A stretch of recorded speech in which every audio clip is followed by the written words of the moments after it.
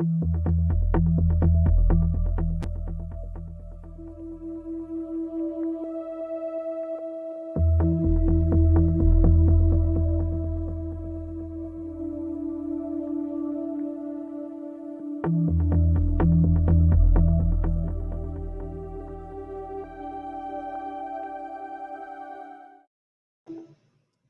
know, those pictures crack me up. They crack me up.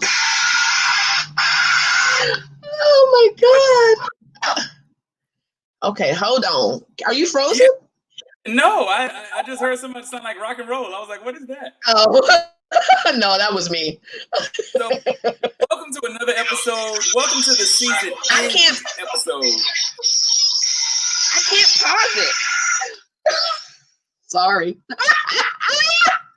Welcome to the finale episode of Bring It to the Table, and it's only the finale episode for the year, ladies and gentlemen. The last episode of 2020. You know, this is a beautiful thing because we started this May 5th, Cinco de Mayo. Yes. And it just started from a beautiful conversation, and now we are like, how many episodes in? My goodness. Like, it's just... I've lost count. It's a beautiful thing. So we just wanted to share and thank everybody for being a part of it. There he goes in that robe again. Happy birthday, Jesus. Well, I'm going to give the disclaimer since we're getting started. Working for the Lord. Go ahead. Please put your cheering up. You might want to leave your elderly people out. I think they need some excitement. If not, put them up too. But this is the last show of the year, and we got some good things planned for y'all. So, let's go. So, if you're wondering where I am, keep wondering, because I ain't telling you. But, okay, hold on. Why does this keep happening? Oh, thank you, Neha. Patrice, Jorel, the crew is rolling in. What happened? Patrice said I was really about to talk about y'all. Why you don't talk about us, Patrice? You know what I'm saying? We here. Anywho. Is it our CPT time? It probably is our CPT time, you know. This will not be a 4-hour, but I'm going to tell you that. It will not. You hear me? Don't try to make All right. Byron, how's your week? Really, y'all? Hey, Tanya. Hi, Auntie. Auntie Kennedy. Are you just going to stare at us and look us mute and shit? What the fuck? I know you hear us. Like, seriously, get it together. Come on back, B. I'm here. Oh, how was your week? Usually because of the feedback, I was just letting y'all get your levels together. Look, my levels are together, bro. Okay. No, I'm telling you, we do not know what is happening with these echoes and these things like that. And let me tell you, we've tried to do everything possible.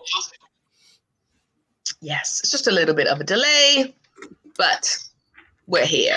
I don't know where it's coming from, and I don't know why it started. It's going to make me have Tourette's, and I'm going to say something. Oh, I think the three of us have Tourette's already. Well, somebody's privately chatting with me. Are they? That would be Kyrie. We start too, Tanya. We're so excited about tonight's show. 2020 has been a year. The pandemic is actually what really brought this and put it together to fruition, and we brought it to life. So tonight you're going to see some of our past indiscretions.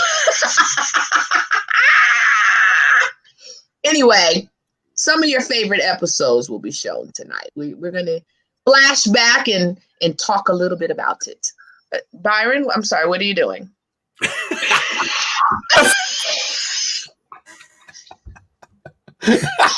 Well, it looks like he was trying to make a Sprite can disappear in his mouth. I'm just saying. And you say Sprite. It looked like he was going, Mommy, what the fuck? Get it together. Get it together. Anywho. So it's a little bit of news that happened. I know you some things you want to share, CJ. Yeah. It had me cracking up because Lori Loughlin just got out of jail. You know what? You mean she got out of the country club? After serving her 2 months, she finally got out of jail. And she said she was in isolation most of the time, okay? So when she got out, she made a statement and said that she's going to use her time to spread awareness on her behavior so that it can propel her future and her livelihood to the next level. What a blessing. White people's jail is so different than black people's jail. She got out and had an epiphany and wanted to share her experience about being in isolation. You went to your room for 30 days or 2 months. So what, Tiny? And she still has to complete 120 hours of community service. Wow. Let me tell you about community service. That's easily updated as if you did it and you didn't do it. So I doubt she's actually doing it, but whatever. So, Brian, what we're saying is that it's going to be the last episode of the year, not the completion of the series. We are still going. We're just going to take a little break after this, and revamp, regroup, get it back together, and show y'all some extremely beautiful, exciting content. We're just going to revamp. That's it. That's all. It's 2020, Brian. It's over in a few days. So this is technically the last show of the year. Last show of the year. All right. Now, and a cultural icon has passed, and Jean Grey actually has a connection to this icon. So, you want to go ahead? No, so I'm from Paterson, New Jersey, and the high school in Paterson, New Jersey, one of the 2 major ones, is called Eastside High School, from the famous movie Lean on Me, and Joe Clark was the principal. The connection that I have is, number 1, my mother graduated from that high school. 2, my father was an English and drama teacher at that school, and Joe Clark was his boss at that time. So the time frame that was depicted in the movie was the time frame that my father actually worked there. And today, they used to call me Crazy Joe, now they call me Batman. Actually, now they call him because he passed away today. Yes. So he is an icon to a lot of people. I remember going to school with my dad as a young girl. It's like 7 or 8 years old, and meeting Mr. Clark. Mr. Clark was also my mom's 6th grade teacher. So yes, he passed away today. And my mom called me and told me that. She was like, you ought to call your dad and tell him. So rest in peace, Mr. Clark. What the hell is that? It's Albert. Albert who? Einstein? Yeah. Sit his C student ass down. What the is going on? So, if you're not trying to remember, if you don't remember the movie, Morgan Freeman played Joe Clark in the movie.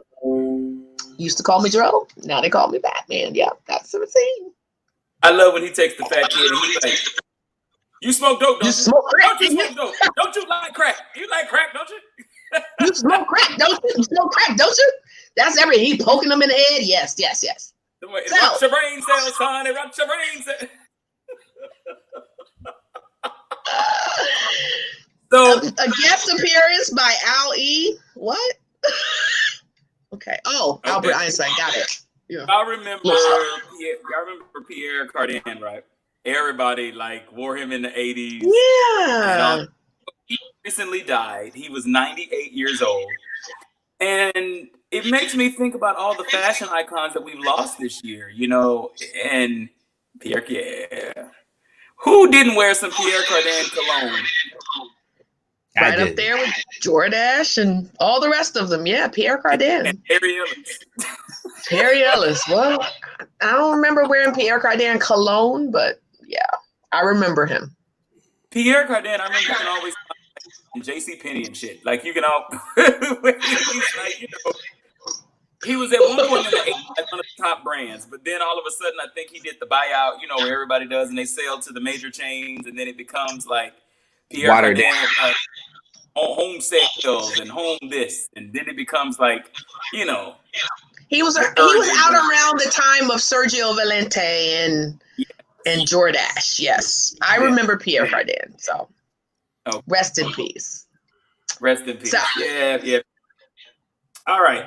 So remember last week? Before I talk about this, so everybody's getting the coronavirus vaccine and everything, right? The frontline workers, some actual real people have gotten it. Matter of fact, a lady in the OC lied and said that he was working in the front line, and the OC, whatever hospital is out there, gave it to her, right? White lady, sorry. And when it got reported, the hospital claimed that the vaccine was getting ready to go bad, so they had to just hurry up and give it out to people. Yeah, just had to hurry up and give it out to people. Privilege again at its finest. At its finest. Listen, Flint, Michigan still don't have good water. You know how long it took them to make a vaccine for the chicken pox? You want me to believe in this new vaccine right now? Y'all go ahead. After the zombie apocalypse is over, then we'll talk. Well, now that they do have a vaccine, you know that Colorado has the first case of the variant because it's morphed again. And so, it's been reported that Colorado is now the first state that has the new variant. So I'm wondering, like, who came through Colorado and gave us the clap?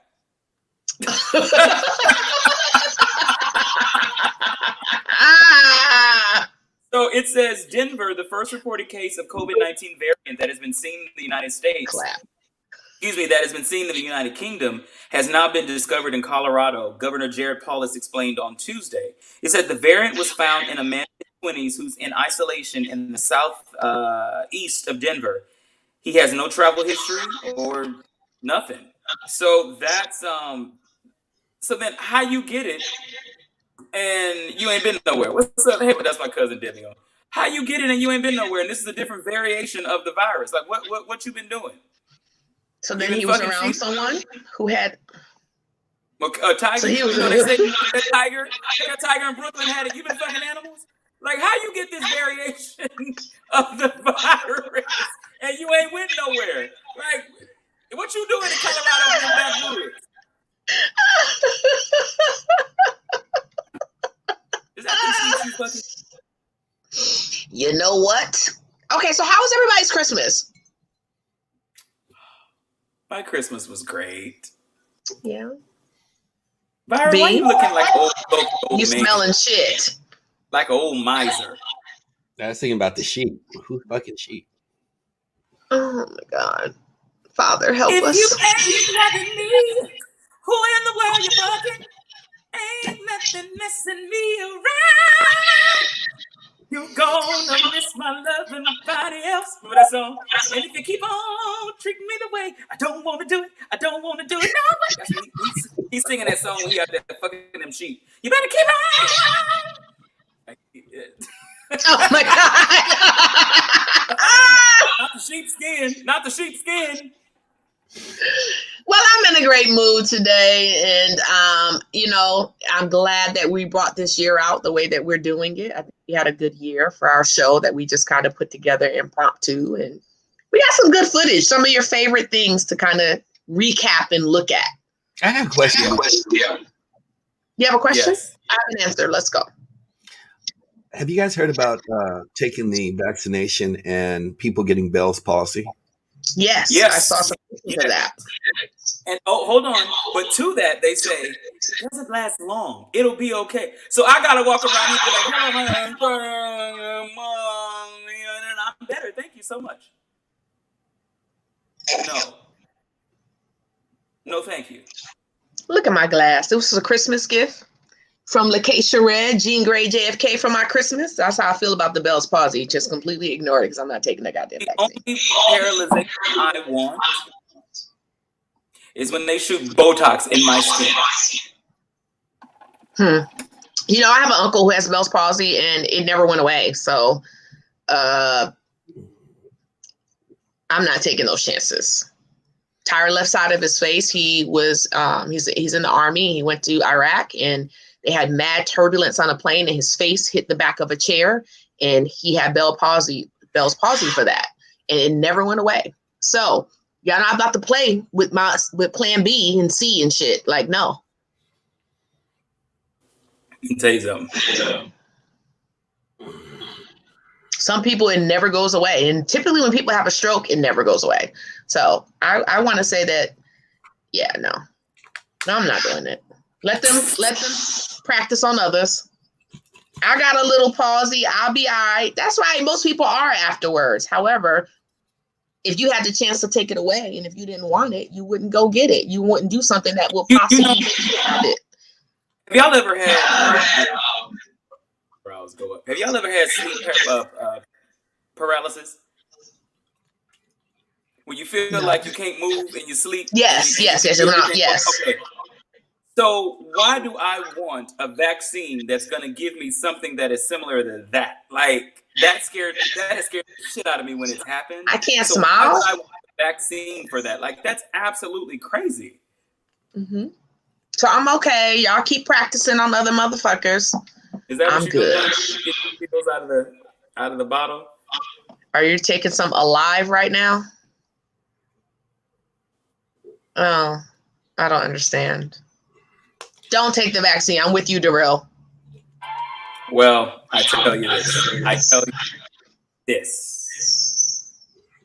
Well, no. Anywho, has any of our viewers taken the vaccine? Has anybody taken it? No. I wonder. The thing is, No. Yes. No. Looks like no. I personally, I don't plan on taking it. You should be happy. No. I don't either. And I feel bad for people who have small children because they're going to make it mandatory and a part of the vaccines for your children to attend school, even though there's ways around that. But if you don't understand the ways around that, your children will be forced to take it. I'm good. Thank God my son is older. No. What is that? See, I mean, the air commercial got 25 out of the treat. And here's the thing: the side effects are gonna unveil themselves by each person that takes it because there's not a lot of research behind the vaccine. Both Pfizer and Moderna, there are just not a lot of research. Come on, y'all! This vaccine is only, the virus is a year and some change old. And I hear they're paying people to take it in certain areas. So no, it's not that serious for me. No, I'm scared. No. Let's switch a little bit. Now, remember last week, the week before when I was talking about mental health and things like that? Well, Taraji P. Henson on her new show just talked about taking her own life during the pandemic. You know, she just turned 50. I saw that. And, she just turned 50. And, it's sad. It's really sad that those thoughts creep up on you and you feel like you can't do anything about it. It's been reported that she had a dark moment. She told psychologist Dr. LaShonda Green on the show, "I was in a dark place for a couple of days and I couldn't get out of bed. I just didn't care." She said then she started having thoughts about ending it. And she said it happened 2 nights in a row. She purchased a gun not too long ago. And she said that she could just end it right now. Her son is grown. He would get over it. And she just felt like withdrawing. And then she said she finally started to talk about it. She said one of her girlfriends called her one night and she said, "Girl, I'm glad you called me. I just thought about killing myself." Just like that. And I love the fact that she's normalizing mental health. And so you wouldn't think somebody like Taraji P. Henson, who on the outside looks like they have it all going on, but are having the thoughts to end it all and saying that it'll be okay. So I've never had thoughts of suicide. I don't know what that feels like. So I can't really comment on this. But have you, either of you, have ever had thoughts of suicide? I can only think of one time in my life, and I think I shared this already on the show, where I felt like, man, there's no reason for me to be here. And that was when Cameron went to go live with his dad for a year. It was a short stench, but it was just a feeling that you have where you don't want to feel that anymore. You know what I mean? And it's funny, I was having this conversation about Taraji with someone, and they were like, how can you have all that money and be thinking about killing yourself? And I had a conversation with a rich friend of mine that you and I know. And this person shared how depressed they were. Because what I realized with people with money, if you're used to being super mobile and your job is social, is a social environment, and that's taken away, what do you do? And I couldn't, for a second, this person has everything, right? There's nothing you could give this person. And they shared that they were depressed and couldn't get out of bed. I was like, wow. And it made me sad because they have everything. They have all the money that you could think of. And they still had that feeling because they had no people around them. They had no one around them, their family, nothing. And I thought that money doesn't have anything to do with it. It's about the connection you have, I think, emotionally to people in your environment. And when that's taken away, it really doesn't matter how much money is around you. Yeah. What say you, good?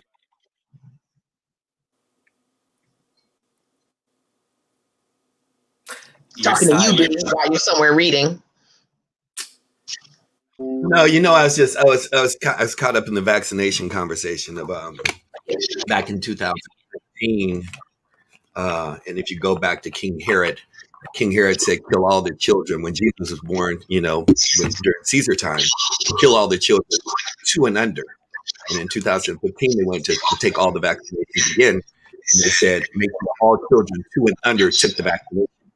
And it's like they keep pushing the agenda until they can actually control the population, and then when I say it's in the best interest of the people, because we were just talking about fucking sheep, but that's not the conversation. It really is a serious conversation about controlling the minds of sheep, which is the masses, to be able to get them into this vaccination. And they're going to keep pushing the agenda until one way or another, everyone is taken. They're going to try and control the people and say, you can't travel, you can't get on the plane, your kids can't go back to school. You aren't going to be able to get these type of, you aren't going to be able to get your money from the government until you adhere to their agenda, which is really to control the lesser of those that are evolved economically, not the lesser mentally, but the lesser economically, so that the powers that be can control and then in turn make money as the pharmacists do, and the pharmaceuticals, and which they would prefer to keep you sick and alive than die, because they can keep pumping these drugs into your system, just like they moved heroin into the ghettos first, and that didn't work. So they kept moving the agenda, and the circle kept getting wider. So my mind was wandering. It's probably too evolved for most people, this conversation, but that's where I was, just so that you guys know. So. Well, thank you for coming back. We appreciate it. Oh, it's so my pleasure. You're muted, Jay. Gene, your mic, Gene. So why is my mic muted? What we're gonna do, guys, is that if we're not talking, whatever, we're gonna mute a mic to try to eliminate the echo in the room for just now, because I know some people may get irritated by it. So just for right now, if you're not talking, just mute your mic. So when the person who is talking, it's not echoing through your speaker. Until we get the resolution together, that's what we're gonna do. Wendy, if you feel like being that one to do that, cool. If not, we can do it ourselves. But yeah, I also did y'all get gifts? Did y'all give and get gifts for Christmas? Because people were also isolated, and that some people couldn't go out. I was actually supposed to bring y'all gifts, but let me tell you, that day I was flying out, it was a freaking nightmare. So yeah. I think you guys realize I don't call people on their birthday. I call them after or before their birthday. I don't send gifts on Christmas. I send them after or before. And so my Christmas lasts year round. So, I mean, the people there's a list, including the two of you, like you said, we can't drive anywhere. But no, I'm gifting all the way through the new year. So I do it on my own terms, so that I don't like my shit being opened up with everybody else's. I don't like being coupled with it. It's like some people sent me a text and said, and it was a post, and they sent it to me individually saying, Merry Christmas. Yeah, Black Jesus for real. Send me a message on some bullshit that's like, that you can see was mass text. Don't send me no mass text shit. Don't couple me with anybody else. I'm not everybody else. That's just, the way I feel. So you open my shit on a day which nobody else sent you a fucking gift, and that's when you get your fucking gift. And as Jay and you, CJ, will attest, it's better than everybody else's. So it deserves its own fucking day. So that's just the way I feel. I got $1 from my daughter and a cute homemade card. Hell, so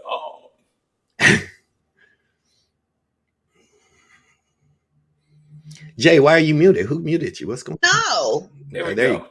Unmute me. Don't mute me again. Don't mute me again. You've been in my class way too long. Fucking mute me. Go ahead. You know, I gave my mother a very special gift. There was a book that she used to read to us when we were kids. It was a yellow book with red writing called My First Book of Bible Stories. And the book has been out of print for, I want to say, at least 30 years. And I researched. I finally found one that was actually damn near new. Paid a heavy price for it, dude. And gave it to her on Christmas. And as soon as she saw it, she just broke down crying. She was like, and in the inscription I wrote, "Thank you for giving me God first." And she just broke down. Oh, she cried because she didn't want anything for Christmas. But I gave everybody personalized gifts. Like, I gave everybody really thoughtful gifts. So that's awesome. Yeah. I think the best gift that I got, I mean, I obviously haven't opened up all of my gifts, but the best gift I got was actually it was a book that it finished in like 1947. It was on the history of all blacks. It's an antique, a very rare piece that somebody had to take the time to go and look for. And my baby went way deep to go find it. I like stuff that's very distinct. You know, as you guys know, it's like, give me something that's just, it doesn't have to be expensive, just something completely, to give me history of something that went to BC up until 1947 on the history of who I am and the lineage is amazing.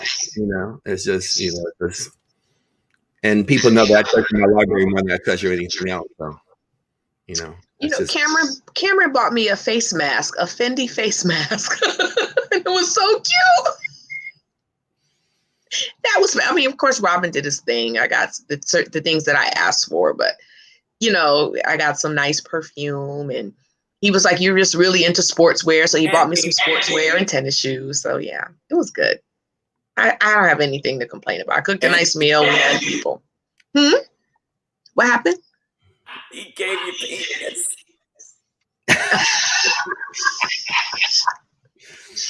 My grandmother's watching this show. I tried to put the elderly people up. For some reason, my mama brought her out. Well, your grandmother did it at least once. Clearly, more than once. She got 7 kids, so at least 7 times. I think if you're just thinking about Christmas, I mean, the thing about it is what I am doing is I'm actually, and I received a few that actually probably is the most heartwarming. It's just, and I owe you one as well, but just taking the time to leave a heartfelt message as to why someone is important to you, why they infected and affected your life over the next year, and why you want to keep them around for the rest of your life is one of the best messages you could ever get. Because I believe that the most powerful thing you can do on this planet Earth is acknowledge other people. Gifts are nice, obviously. I'm you know, my love language is gifts, so as you guys know, but beyond that, letting someone know how important they are to you, because we take people for granted, and especially as many people have died over this last year and will continue to die in this COVID time, unexpectedly, not knowing if you have tomorrow, which is not promised to anybody, but to take the time and take just 30, 60 seconds, a minute, 2 minutes to really, and that's what I'm actually taking the rest of this into the new year time, doing allocated at least an hour a day of going through each person that truly means something to me and letting them know. I already started the process before Christmas, but it's just, I mean, you know, obviously you can't get to everybody, but the ones that are the most impactful, to just let them know. And I mean, it changes your life. It can change your week. It can change your year. For some people, it can save a life to let them know, especially in this anxiety time, this depression time. So many people are living in depression, many that don't even know it, but the ones that do know it, oh my God, it's really amazing to understand what this season, and I say this season since March 13th, has done for so many people. And we get so much, like somebody, I don't know if you saw my last post, it's like, if you got something negative to say, something bad to say, got a problem with somebody, They probably already know it. Move on with your life. You ain't got shit. You ain't got to fucking tell me or anybody else. If I got a problem with you, you probably already know it. I don't need to call you with it and tell you I got a problem. My not responding to you or talking to you probably has spoken loud enough. We don't need to have another fucking conversation about it. Move on. I'm gonna move the fuck on because it's not worth the energy with so not respecting time. Like, this is important to me. This time with the two of you right now and the audience, Elsa, Neha, Patrice, Nadia, the people that support us. This shit I wouldn't want to do. Where people ask me like all the time when I travel, like, where would you like to be? Right where the fuck I am. Man, you know what's so powerful about that? Like lately, I'm so content with that. Like, I can match your energy. And if I match your energy, which is if it's none and you're getting none, that's okay. I'm not even mad. I don't have an attitude. It's what it's supposed to be, because time is the one thing I can't get back. Exactly. So I'm okay. I don't even need to be told. Huh? I'm reclaiming my time. Yes, Madam CJ Walker. And I'm okay with that. Like, I don't feel any love loss. It's, you know what you did. You know what you didn't do. If you want to talk to me about it and correct it, I might entertain that. But if you just want to play around with my time, no, I'm good. Some people got to realize that they don't. It's one of those things where, because they aren't happy with their own life, it's not intentional, but because they aren't happy with their own life, when something triggers them that is borderline or gray, they bring it to you. You don't need to bring that shit to me. You don't need to. Because that's the quickest way in my life to get eliminated and excommunicated. Because if I got to think of 3 out of 5 times you contact me consistently, and those 3 times are something in which I got to constantly correct some shit, then it's obviously not going to get corrected. So either you need to move on, I need to move on, somebody needs to move on, because that shit is just, life is too short. All I want, I don't hear from TJ, or if I don't hear from Jay, and I hear from you 5 months from now, 5 days from now, 5 weeks from now, I'm excited. I want to get calls and texts from people I'm excited to hear from. Not motherfuckers are complaining about what they didn't get, or how they were treated, or what they think, and please don't think that you have ever had the right to impose your life and the way you live on mine. You know what I'm saying? At all. Living in that's not what I would do. I'm not you, motherfucker. The most amazing thing in the world is where people feel that you should acknowledge that they're going through something, but they never think you do. And don't know what you're going through when you're going through it. Because you don't bring it to the table the way that they do. So they assume it's nothing, and whatever they're going through, because they're bringing it to the table, is bigger, because you're not going through nothing because you didn't talk about it. No, I just move differently than you. That's all. I've never been more happy about my circle. I like what Byron said about going to people and telling them, you know, how you feel about them and things like that. I think it's great.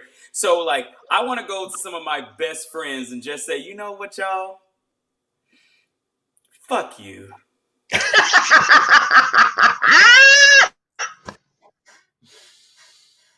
And you.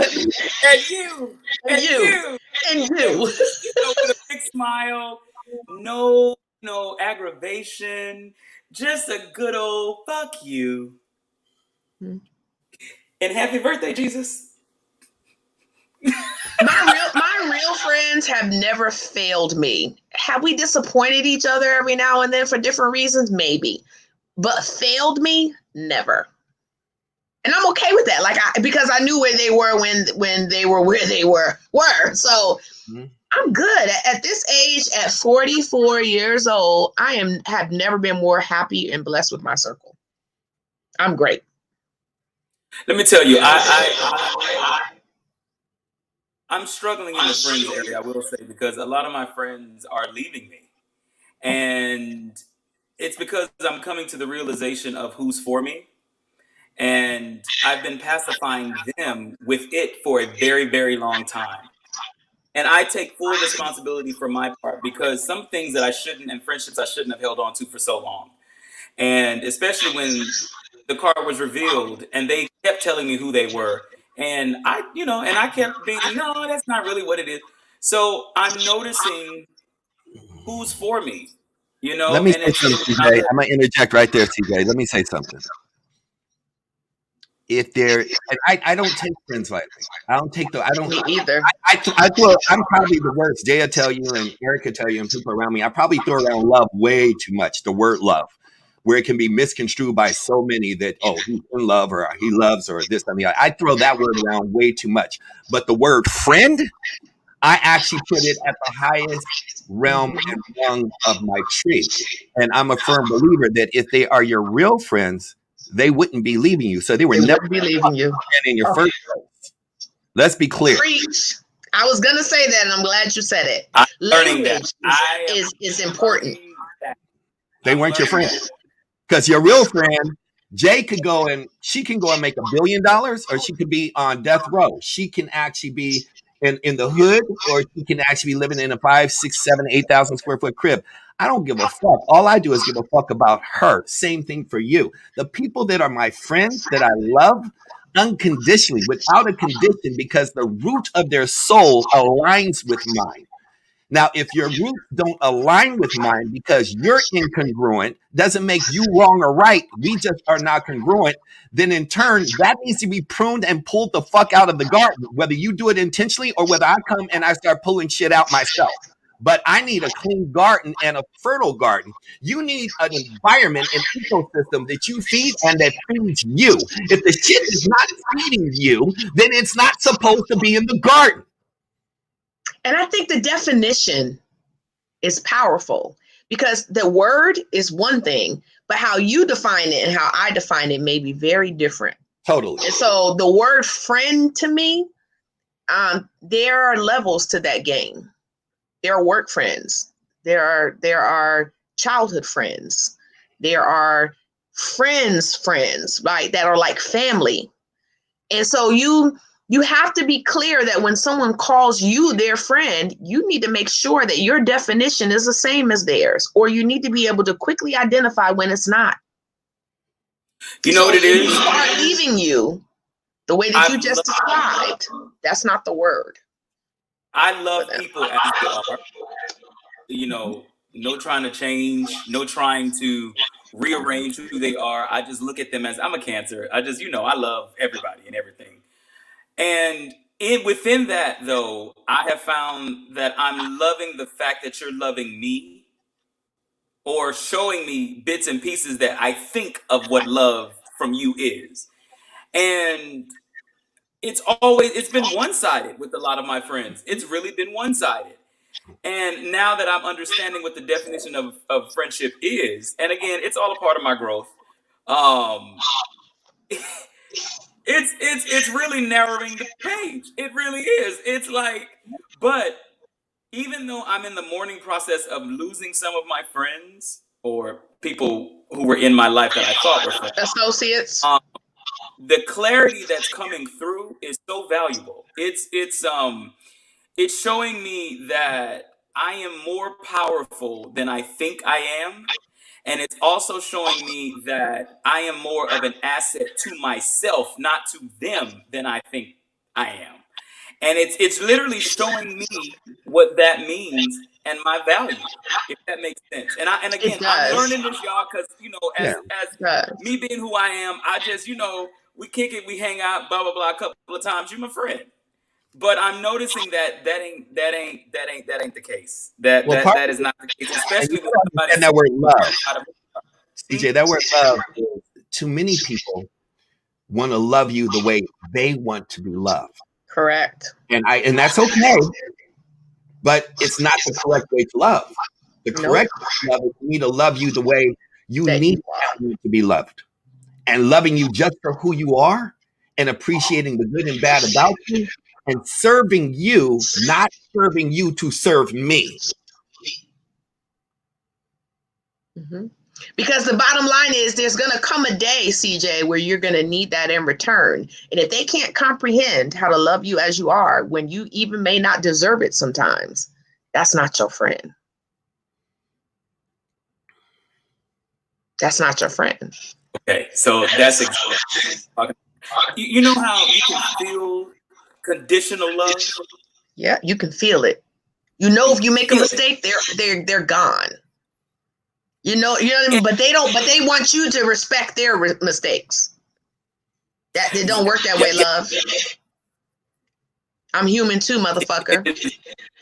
Yeah. Let me show you. And you know, it's also I've always been a lot of times make my friends shine. Like I'm the one who make them better, but it's never reciprocate. Like there is nothing they do for me to. It's not even a support system. You know, and I had to read. You live in this town. Y'all motherfuckers shine a long. I've been making y'all shine a long damn time. I remember when you shared with me. Let me say this: when I've cut it off, just to see, the attitude changes. It's a whole different beast. And so now that I'm actually at the point where, okay, I'm good. Like I'm good now. Now the friends are, where are you? What's going on? No. We miss you.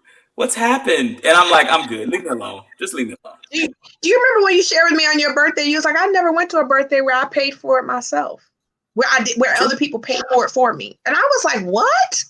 Yeah. Like, I've can't always think of anyone that I call a friend that I'm going to go to their birthday dinner and they got to whip out their wallet for their birthday. Like, not my friends, right? We all piece it together. I might not be able to take over the whole thing if it's 20 of us, but whatever it is, I wouldn't even go with the thought process that you are supposed to pay for your own birthday. That's just how I am. Maybe I'm not saying that that's how everybody should be, but I am that way with my friends. For my birthday, that's how we are. Like,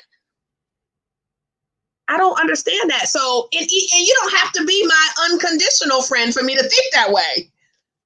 And then you also got to be careful. You also got to be careful of the people that give and hold that space that I gave you, and now I owe you. But they won't say it.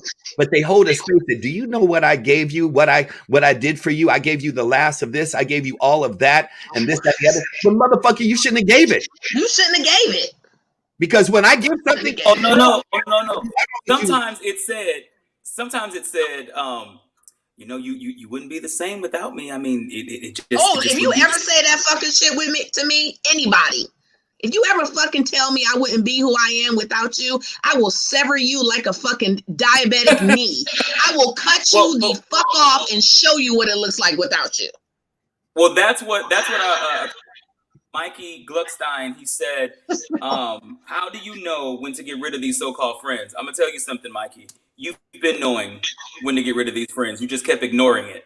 I'm going to tell you, I knew from the very jump, but I let it go on because it was something I was just involved with, something I was just, I wasn't strong enough in myself to just say, it's time to end this. And then one day, literally, I was like, I'm good. It's like you get tired of taking the mental abuse. And it's like, I'm good. You know, you are not my friend. And that's what it is. So yeah. And I chose to leave a lot of dead weight in 2020. Not because of pandemic, not because of anything. I just feel like there's a spiritual elevation that's going on between God and myself. And I feel like in order for me to elevate, dead weight has to be cut off. And be it friendships, be it materialistic things, be it things, whatever, those things that are not serving me and serving what God has for me, I have to cut it off. And so that's where I am. You know, that's where I am. I just want people who want to grow and be who they are and are not afraid to make mistakes, and they understand that I'm gonna make some. And I just want the same grace to be extended. That's it. I don't know what that looks like. It doesn't have to be money. It doesn't have to be time. Sometimes it's just grace. And check on me, because I'm not going to show you that I need grace because I don't know how. So my real friends know that about me, which I'm so blessed. I'm not hurting for that. Neither are you, CJ. You'll be lucky in your life if you have one, but you got more than one. You got two. An old lady very close to me, she died about 13, 14 years ago. She told me that one day. She said, come here, baby. I said, yes, ma'am. She said, how many friends you have? I said, probably around like 7 or 8. She said, "Ooh, you blessed."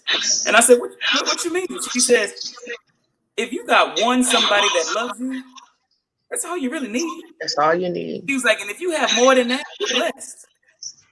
My auntie Lily told me something that I never forgot. I remember when I first moved here from Baltimore, and she has an amazing circle of women and men around her. And I remember saying we went to the premiere of The Best Man. We went to go see it before it came out. And she took me with her, and it was like my first Hollywood type experience. And I was like, man, I don't want friends like that. And she leaned over and she said, you are the kind of friends that you have. So if you ain't got none, it's because you ain't one. And when she said that to me, I knew I had to check myself. And the minute I checked myself, I had amazing people in my life. And what's really crazy, B, is I met you right after that.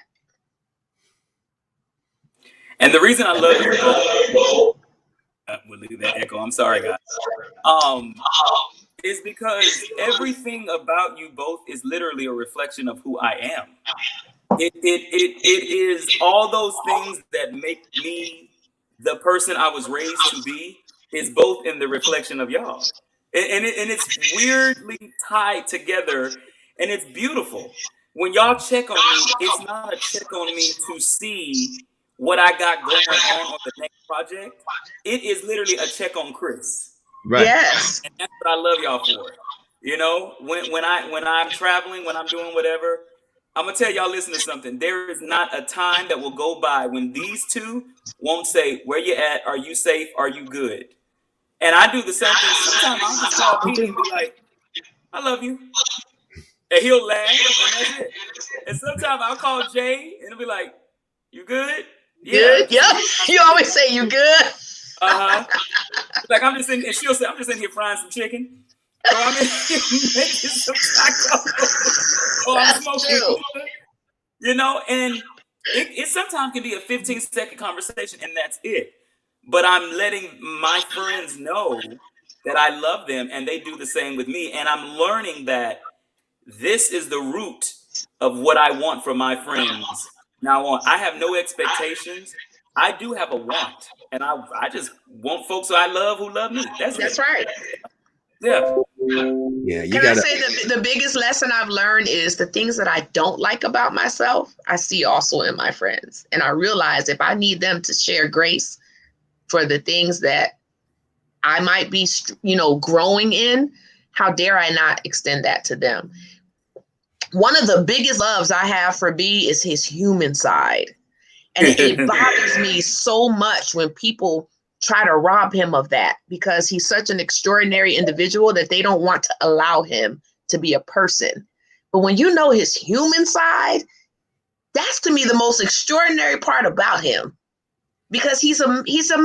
He's a human being. He fears God. He's a father. He has the same issues that a lot of us may be concerned about with his family and friends and no one. Sometimes I get upset when I see people not allowing him to have that space, because that's the part that I actually love about him.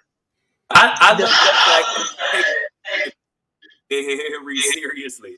Like those on here on this platform that call him coach, I now see, especially with who you train with, B. Dom. Yeah. Dom. Dom's amazing. The point when coach becomes coach or coached, and it's just a beautiful thing. And I love how he interacts with those who look for him in leadership roles. Because, on this show, he's being Kyrie. And, and a lot of people at first couldn't understand that there was this man of, you're just funny. He's hilarious. He's real. He cries. They were not able to see their coach as a full human being.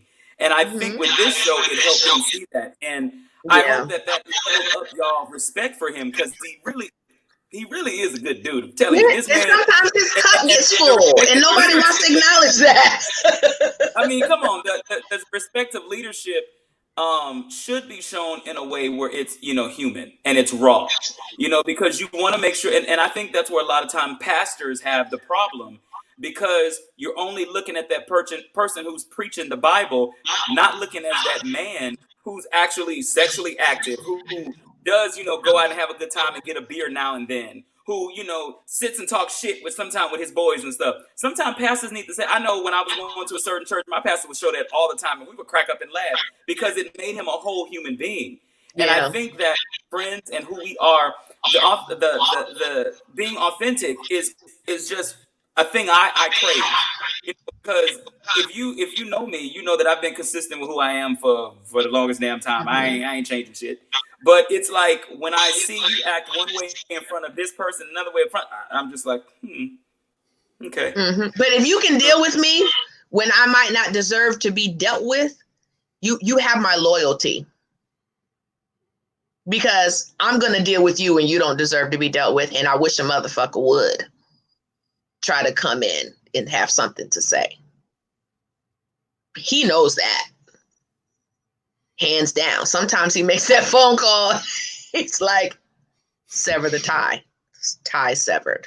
I don't care who was at fault. I don't care who was at fault. And I've been blessed to have a handful of friends like that. What's also important is who your friends you call friends when they bring you to another circle of their friends, and how important that is too, and how you react and how you handle yourself within that realm as well.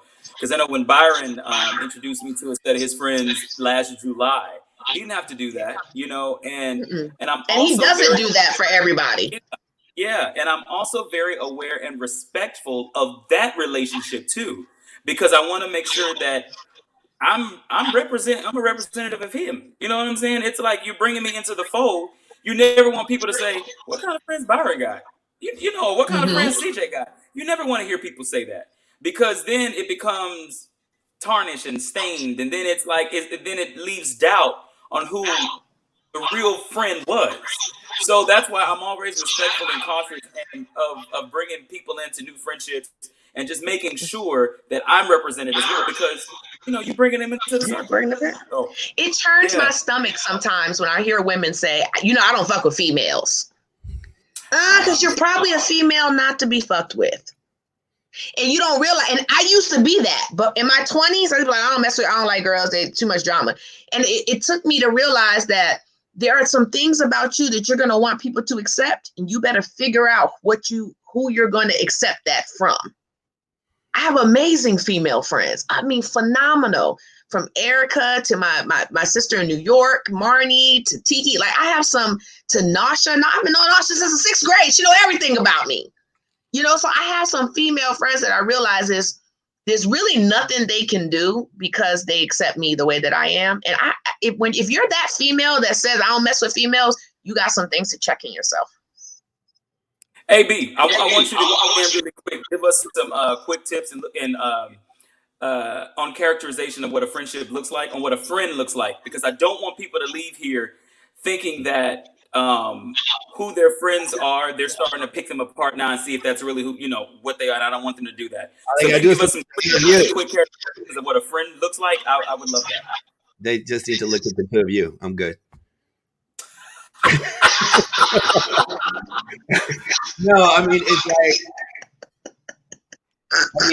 you already have this connection that supersedes, but Jake always surprises me. She just,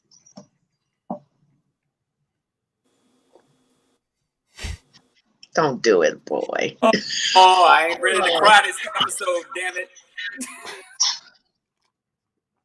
He knows. If you call me, I'm coming, whether it's Tibet, Miami, Russia, I'm showing up because you've done that for me when I didn't deserve it. It's about really, it's about like what you were talking about, CJ, as far as the garden. When I was talking about the garden, and you understanding where you are, you can't go anywhere until you know where you are. You can't know somebody else until yourself.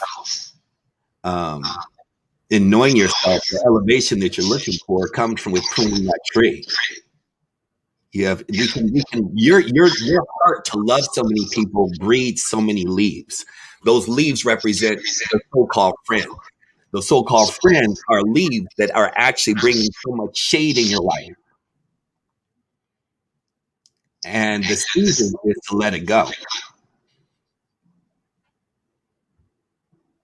Because see, when you have people that truly, I can't even describe what Jay just did. And I don't think she's very clear, but she knows who she is and what she is to me and who I am to her, as I am to you. The thing about it is just knowing people who just accept you for who you are, but at the same time respect you when you cross a line. And at the same time, it's not that one was right or wrong, but be transparent enough and vulnerable enough to let you know that they were hurt or that they need you. And like she said, she's not one to be able to hold up a sign and say, I need shit, but she'd rather die first. But nobody lives in this world without interchangeable energy to be able to feed off of. Even Jesus had 12 disciples for a reason. That's facts. You got to have a squad of people who show up. You know, the definition of a leader is, for me, and which I've shared many times, you know, you have a leader on your team when things happen and you don't have to ask for them to happen. Shit just gets done. People just show up when you need them to show up. People call just to check on you, just like I want to make sure you got to Texas okay, you know. And the first question is, and I know it was on Jay's mind. I wasn't trying to tell these motherfuckers where I was. You know, and you tell, and that's where the family kicks. I mean, you want to create a family. That's what, because, you know, beyond blood, you can create your own family. And that's what you have, because real friends are family beyond blood. In fact, it's thicker than blood in itself. You know, when I knew that you were okay, the first thing I did was tell Jay to let her know that you were okay. Mm-hmm. That was the very first thing I did. I was like, because, you know, it's like, I've had in the last couple of months, people died that were just in their room.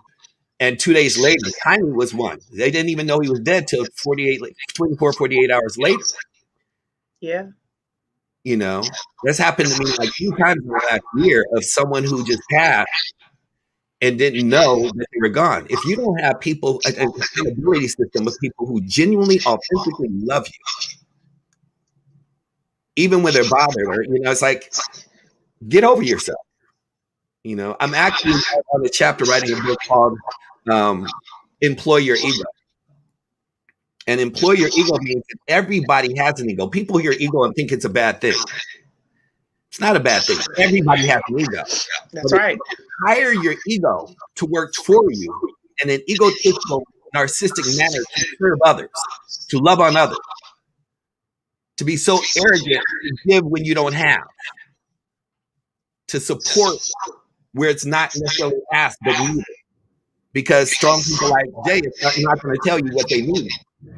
They will go fight it on their own or prefer die, because they're just that resilient, and they've had to carry so much on their own for so long and have been let down in so many other areas throughout the journey that they have just learned how to be able to survive and thrive beyond all circumstances.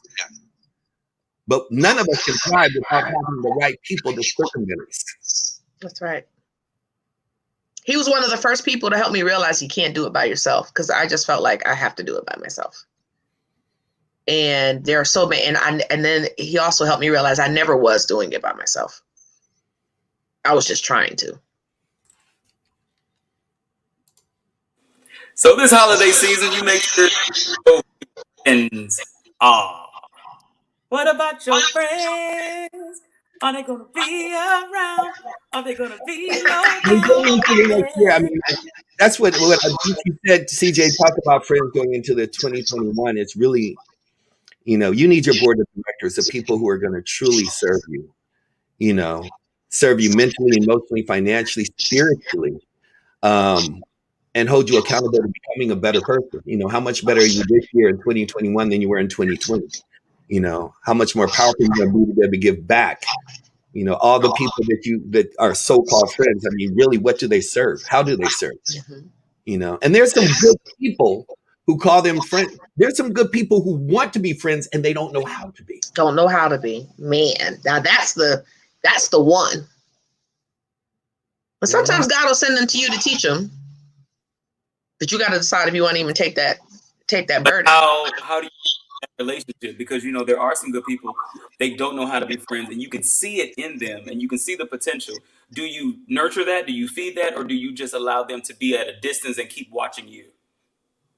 Say it one more time. Repeat that one more time. Okay. So those friends who do not know how to be friends, but they're good people, do you nurture them to get them on the right path? Do you feed that? Do you walk away and just allow them to watch you so they can become better? No, they need to watch.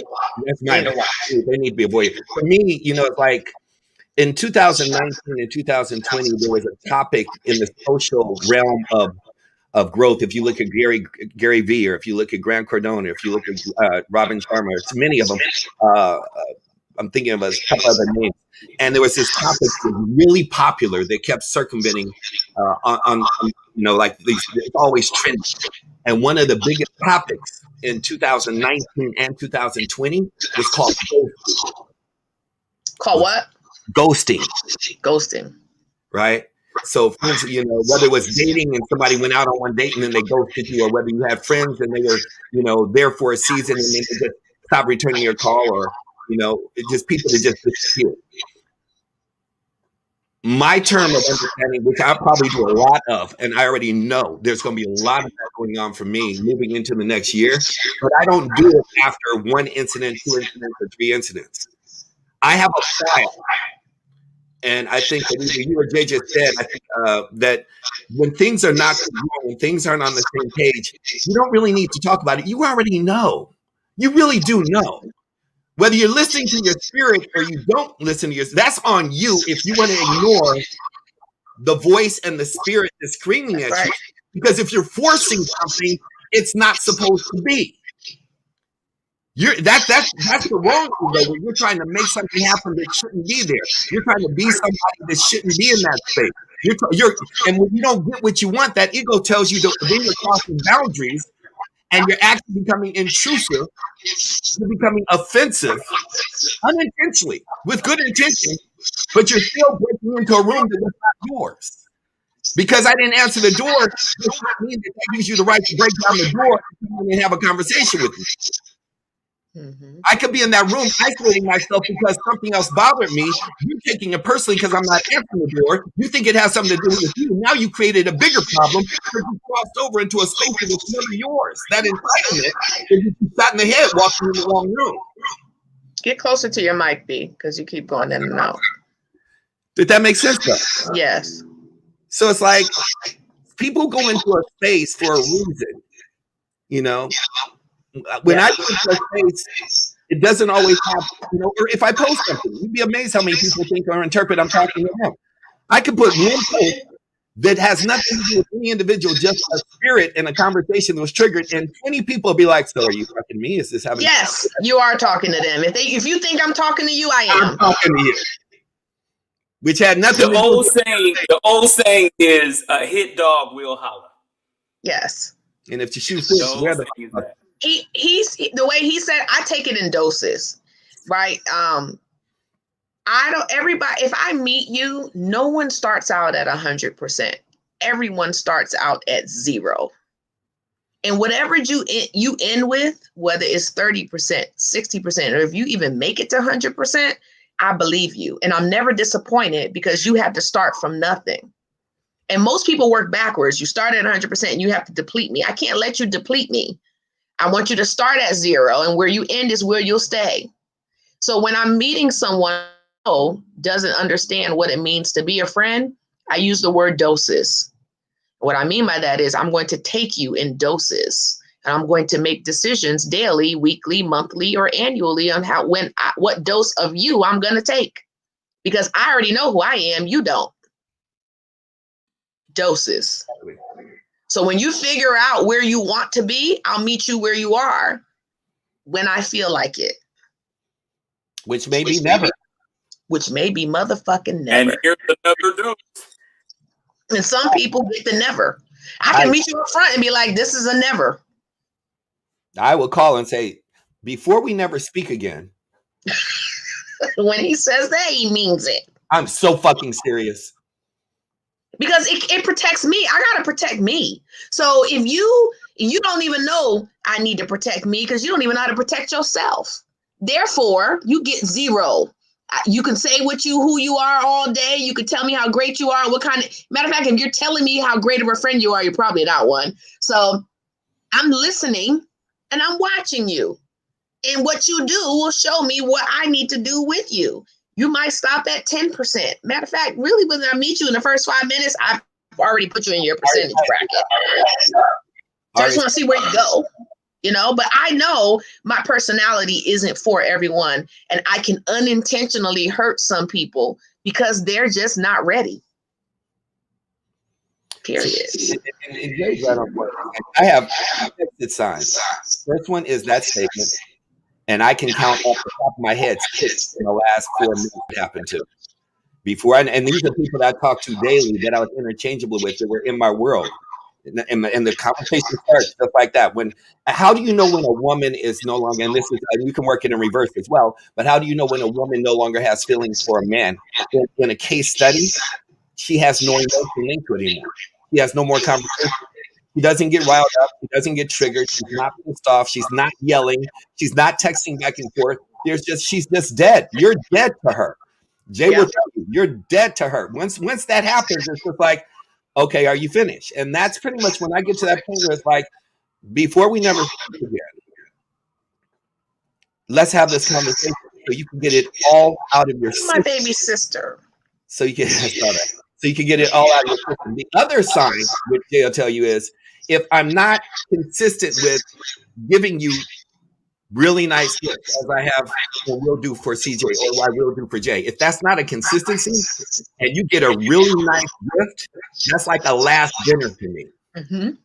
He's good for that. Especially if you ain't been getting one. If you get a really nice gift, people don't get that. I mean, Jay and E get that. That's a dangerous sign if you get a really nice gift. That's me saying, we will never talk again in life, and this is how I want you to remember me. Well, if you send me a Lamborghini, I'm sending it back.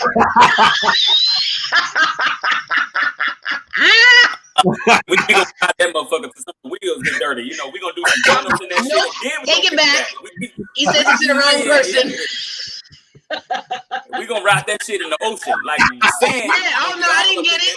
You sent me a Lamborghini? You got doors? Oh no, I didn't get that. You go ahead and sit in that damn Lambo. You go ahead and sit in that shit. But sometimes you gotta listen to your friends. Like there's times where B will say, I don't want to be bothered. I don't want, and when there's times when he says it and I'm like, he doesn't want to be bothered. Then there are other times when he says, I'm like, well, motherfucker, I'm about to bother you.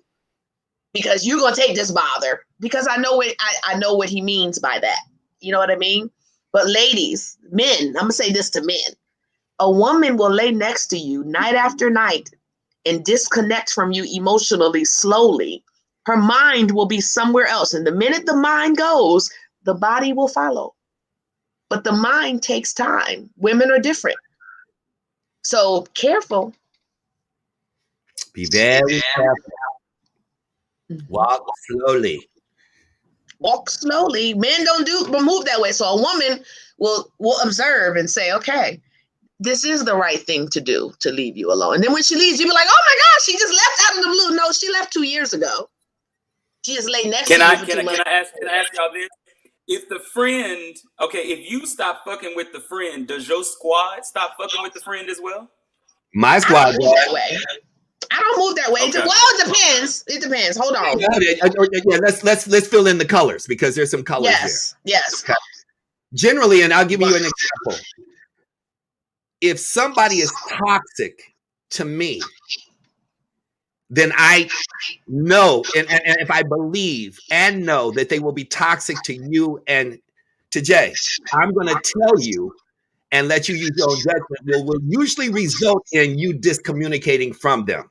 Mm-hmm. And Absolutely. CJ, right off the top of your head, CJ, you should already have a name in your head. Okay? Right? So that's number one. Now, in the case that I have one of my best friends, his name is Kevin. We have another good friend. I don't want to put this out there in public. So we have another best friend that has a business that we frequent. I left and went out. The story. Came back. I said, let's go to this person's business. And he was just like, fuck that. This, this girl did this, and this, and this. And for me, I had to talk to him because I was like, you're talking about 20 years of relationship, 40 combined over 2 centuries with all of our circle of friends. And I had to then charge the two. Is that a problem that you had or a problem that is for all of us?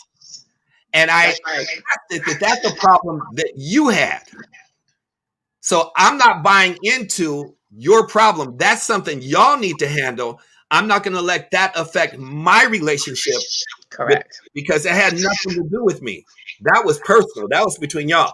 And I'm not taking sides because I don't know the details and the truth behind it. Yep. That's going to be on y'all. I appreciate it because I wasn't a part of that equation. It's called discernment.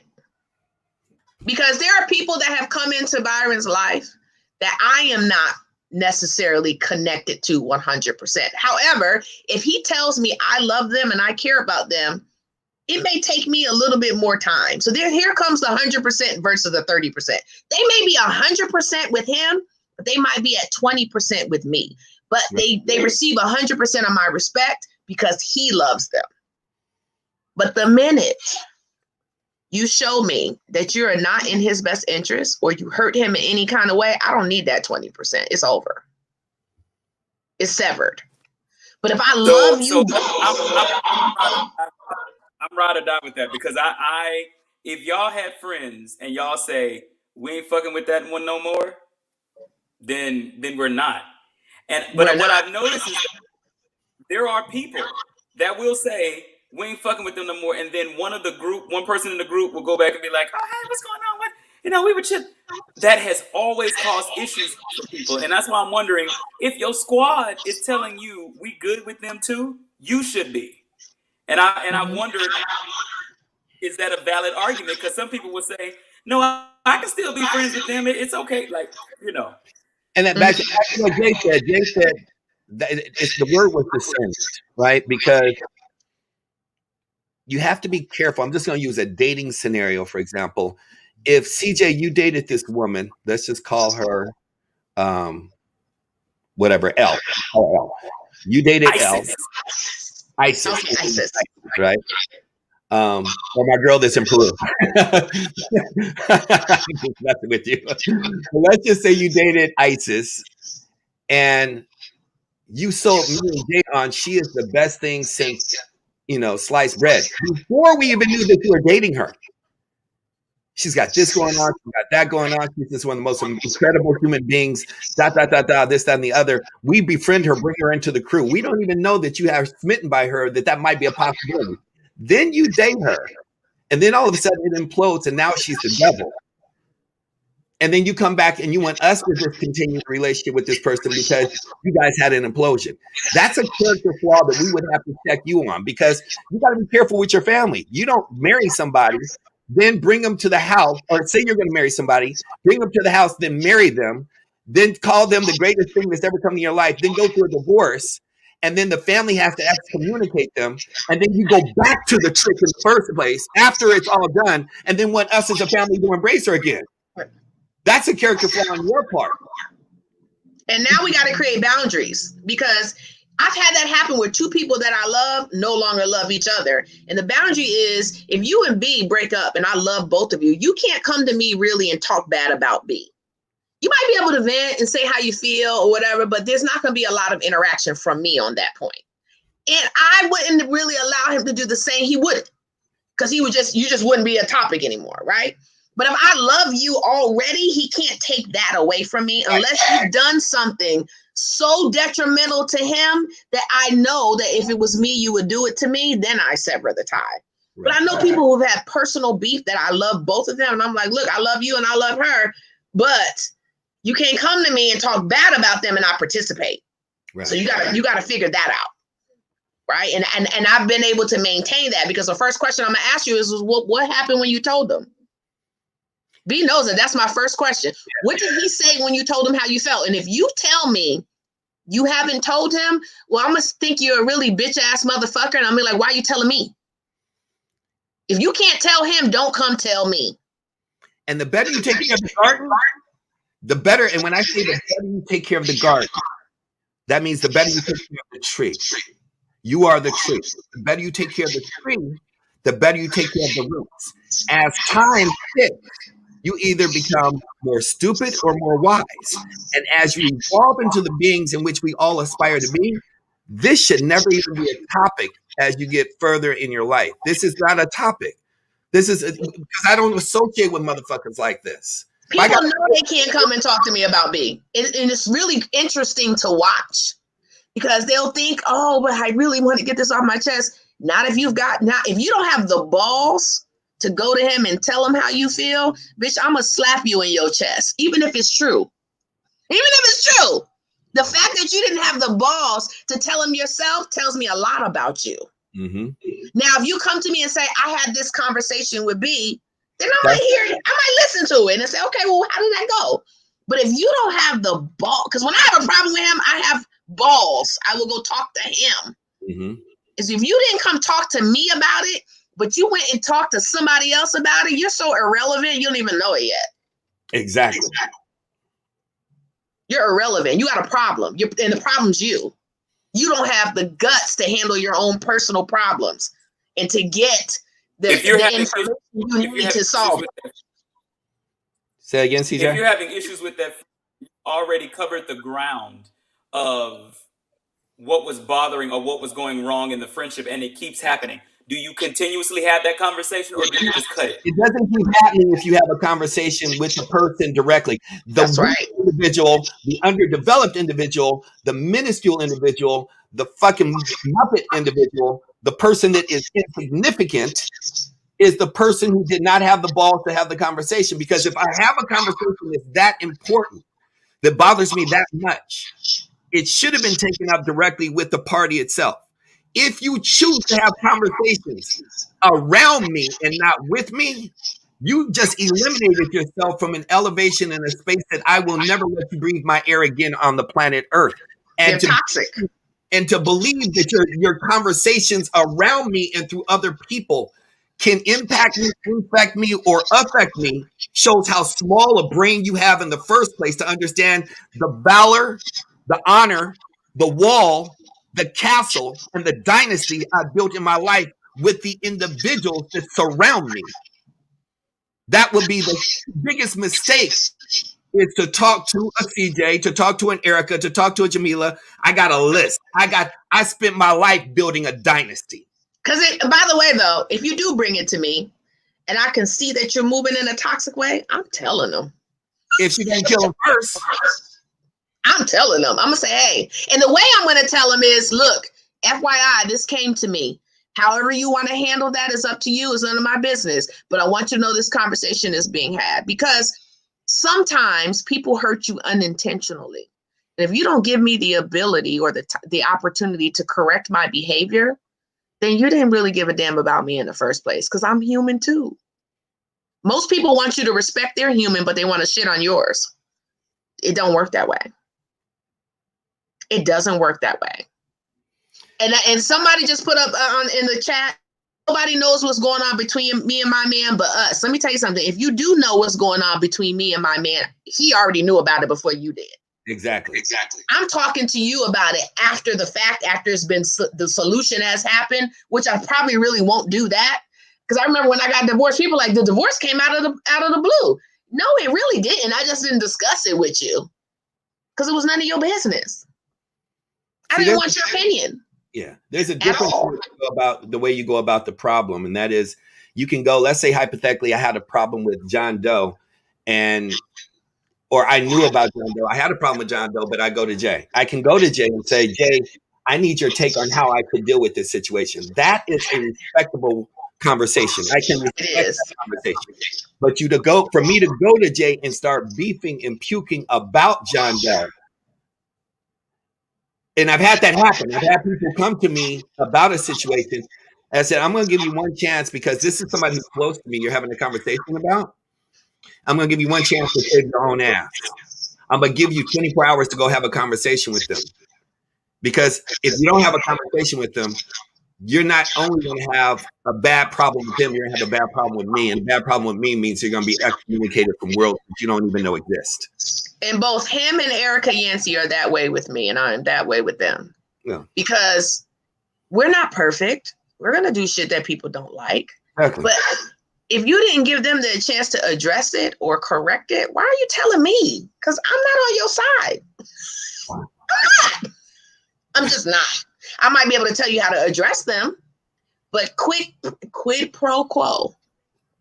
Don't come to me with the fuckery, even if they were wrong, because now I'm worried about your intentions. You'll do me that way. You cannot tell me about the characterization of the character of my friends. You can't tell me that they did this, which would be to me out of character, and say no. They actually did do it, and then come back to me and say that does sound like you. Well, no, it actually does. Well, I'm speaking from experience because I had a friend to tell me that yes, somebody came to them and said CJ did A, B, and C. They laughed with that person, and when it was brought back to me, I said that doesn't even sound like me. That doesn't even sound like my verbiage. That doesn't even sound like and you believed it, and it was like no. You did do that. That That's sounds right. like something you would do. I'm like, that's not a friend. There's a situation. There was a know my situation. 100%. There's a situation with me. I'll be transparent with you. In my past, of somebody hearing that I was a womanizer. Okay, that's very easy to believe. Okay, from my past. Okay, that I dealt with a lot of women at one time. Very easy to believe. When you were single. There you go. So in this conversation lives that part of that conversation of somebody's dialogue came back. He got someone inebriated, drunk, and took her back to his hotel room and took advantage of her. There's no way anybody that knows me knows that I would ever. The only thing I would ever do is put you in a bed to go to sleep and leave the fucking room. Anyone that knows my character knows I would never take advantage of someone. When they're volunteers. Exactly. There's too long of a waiting room and list for me to ever have to do something like that in my entire life. What kind of bullshit would that be to be caught up on some bullshit like I had to get somebody drunk or get them high or put something in their drink or I did something? I feel like Kobe. You came in my room at 2 o'clock in the fucking morning. You're getting fucked. That's right. It's facts. Nobody that knows me knows financially, mentally, spiritually, I would ever take advantage of somebody. No, it's not in your space. I would never hurt anybody like that. This is not, I would never even want that in my resume, ever, even to be questioned. Remember, we had a situation where somebody kept coming in a business environment. They kept telling me what this person was saying about me. And I remember the third time I said, why are they so fucking comfortable to tell you this about me? I know their character. I know who they are. I believe they said it. But the fact that they're comfortable enough to get that conversation off 3 or 4 times, tell me you're participating. Exactly. Don't come to me again and tell me what they said. Exactly. Come to me and tell me what you said to defend it. Exactly. Period. You know your real friends when you figure out what they've said when you aren't around. Yeah. I want to know with you. I don't want to know in a comfortable. I want to know not what they said, but what you said in response when I wasn't around. And I had several situations like this where somebody was like, well, I heard this and I heard that and I heard this. I'm like, how come you keep having these conversations? Your ears work. Why do people feel so comfortable having this conversation with you? And why do you keep entertaining this shit? Then who the fuck are you to me? You need to be eliminated as well as them. And that's exactly what happened. I've had moments, even around B, where I have just popped off to the nth degree, to the point where if you had just met me that day, you might have thought I had lost my mind. But the first question that what people will say is, they will say, right, as in B and Erica, is what did you do to take it there? Because they know who I am. Takes a lot. Once I go there, I have counted the cost. I hope y'all know that about me. If you ever see me wig the fuck out, I've counted the cost. And the cost is How much is it going to cost me in time, spirituality, money to just never have to come back to this motherfucker again? You know what? I'm okay to cut this tie. Here comes the wig out. She knows I will pay you to go away. He see me wig out one time, and instead of stopping it, he said, well, let her go. The bitch was disrespectful. It takes a lot for me to go there, but once I'm there, you're not cutting that off, and there's nothing anybody can do to cut it off. It's there. I decided that I don't ever have to do this again. So you have to have people around that know you to vouch for you from that standpoint, to know, hey, things are okay when they're okay, but when they're not okay, it's not okay. Exactly.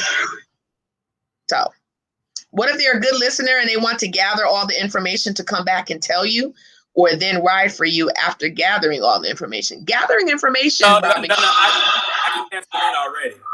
Because if you're talking about one behind their back, you doing the same thing with them too. So no, that's not. I don't accept that. I don't accept that at all. You cannot sit up and be a listener of what they're saying about me because you're doing the same thing to them. We good. But hold on, if I don't know you and you've never done that before, and I want to see what kind of person you are and how you're gonna go, I might let you talk it all the way out before I dig into your ass. A newcomer. A newcomer? I'm gonna if you're new to the table, I'm gonna let you get it off, and then I'm gonna get quiet, and then I'm gonna have at it. So yeah, you can't listen. But if you do, if I find out you listened a second time, right, it's you, not them. Right. Because you should have severed that after the first time of getting all the information, since they're vomiting on you. If it's a newcomer, I'm gonna let you get it off.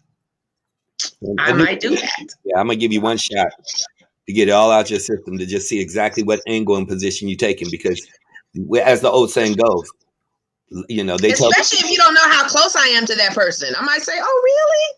Believe them the first time they tell you who they are. And that means what they say, how they show up, and how they actually act. Somebody show up and say, oh, you know what? I'm a player. Believe them up front. Oh, I fuck a lot of people. Believe them up front. You know, I have and no I'll ask questions, because you might be the person that lacks, you might be unevolved.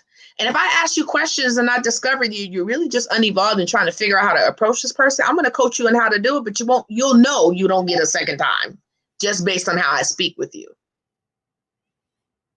So depends. Do you guys know when somebody is only trying to creep into the friend circle because they're trying to get to the next? That is so exciting to watch.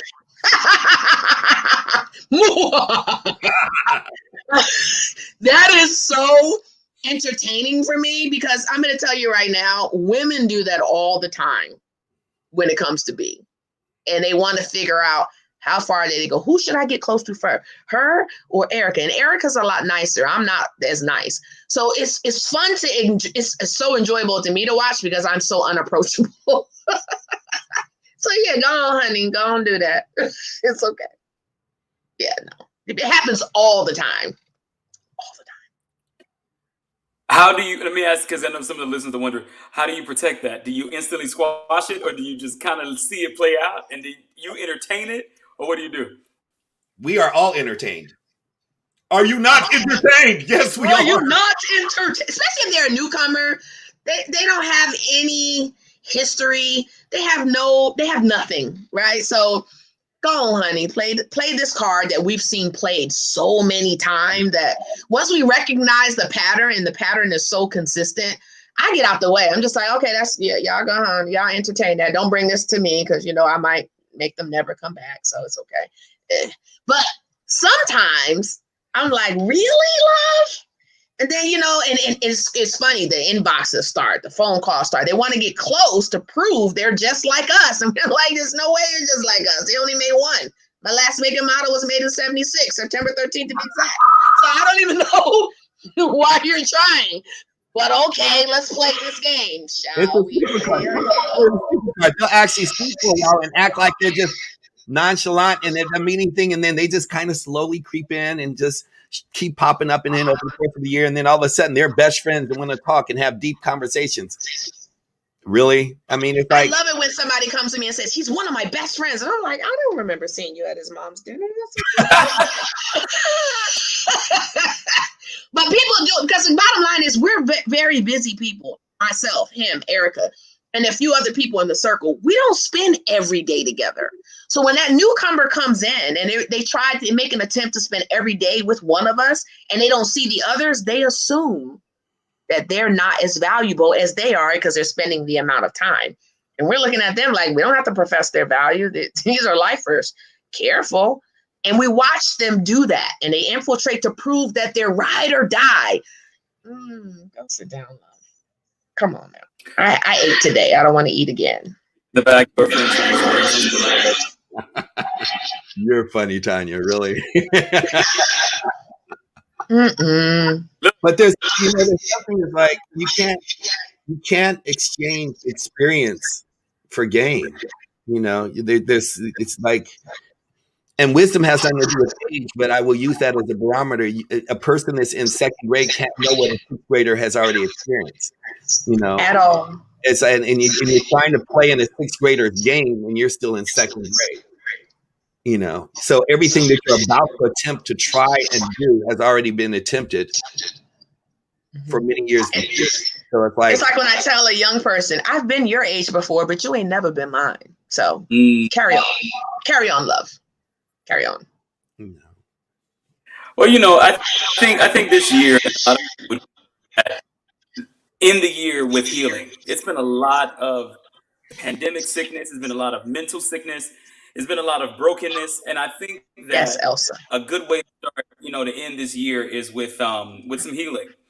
And I tell you, I wouldn't have a better group to heal with than y'all two. It's just like it's good. I wouldn't have a better group to heal with, because I think that a lot of people during this time of year, they reflect on what they did, what their goals were, and things like that. And the pandemic literally shut all that shit down.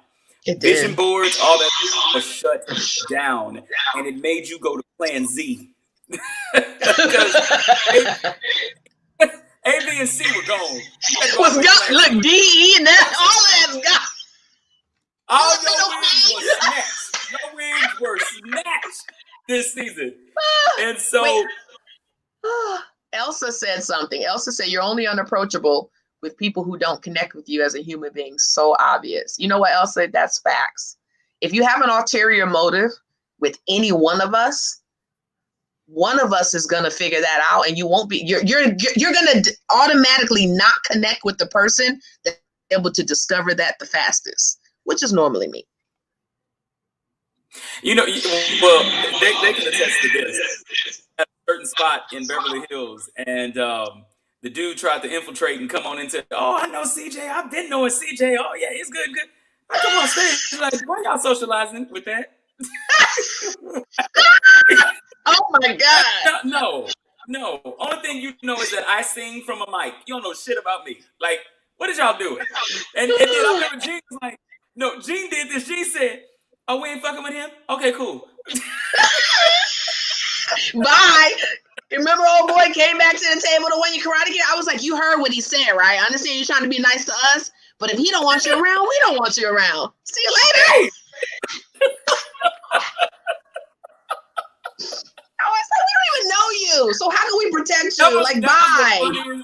That was the funniest shit, because Gene was like, yeah, your boy, he came over and he said hello. And I was like, who?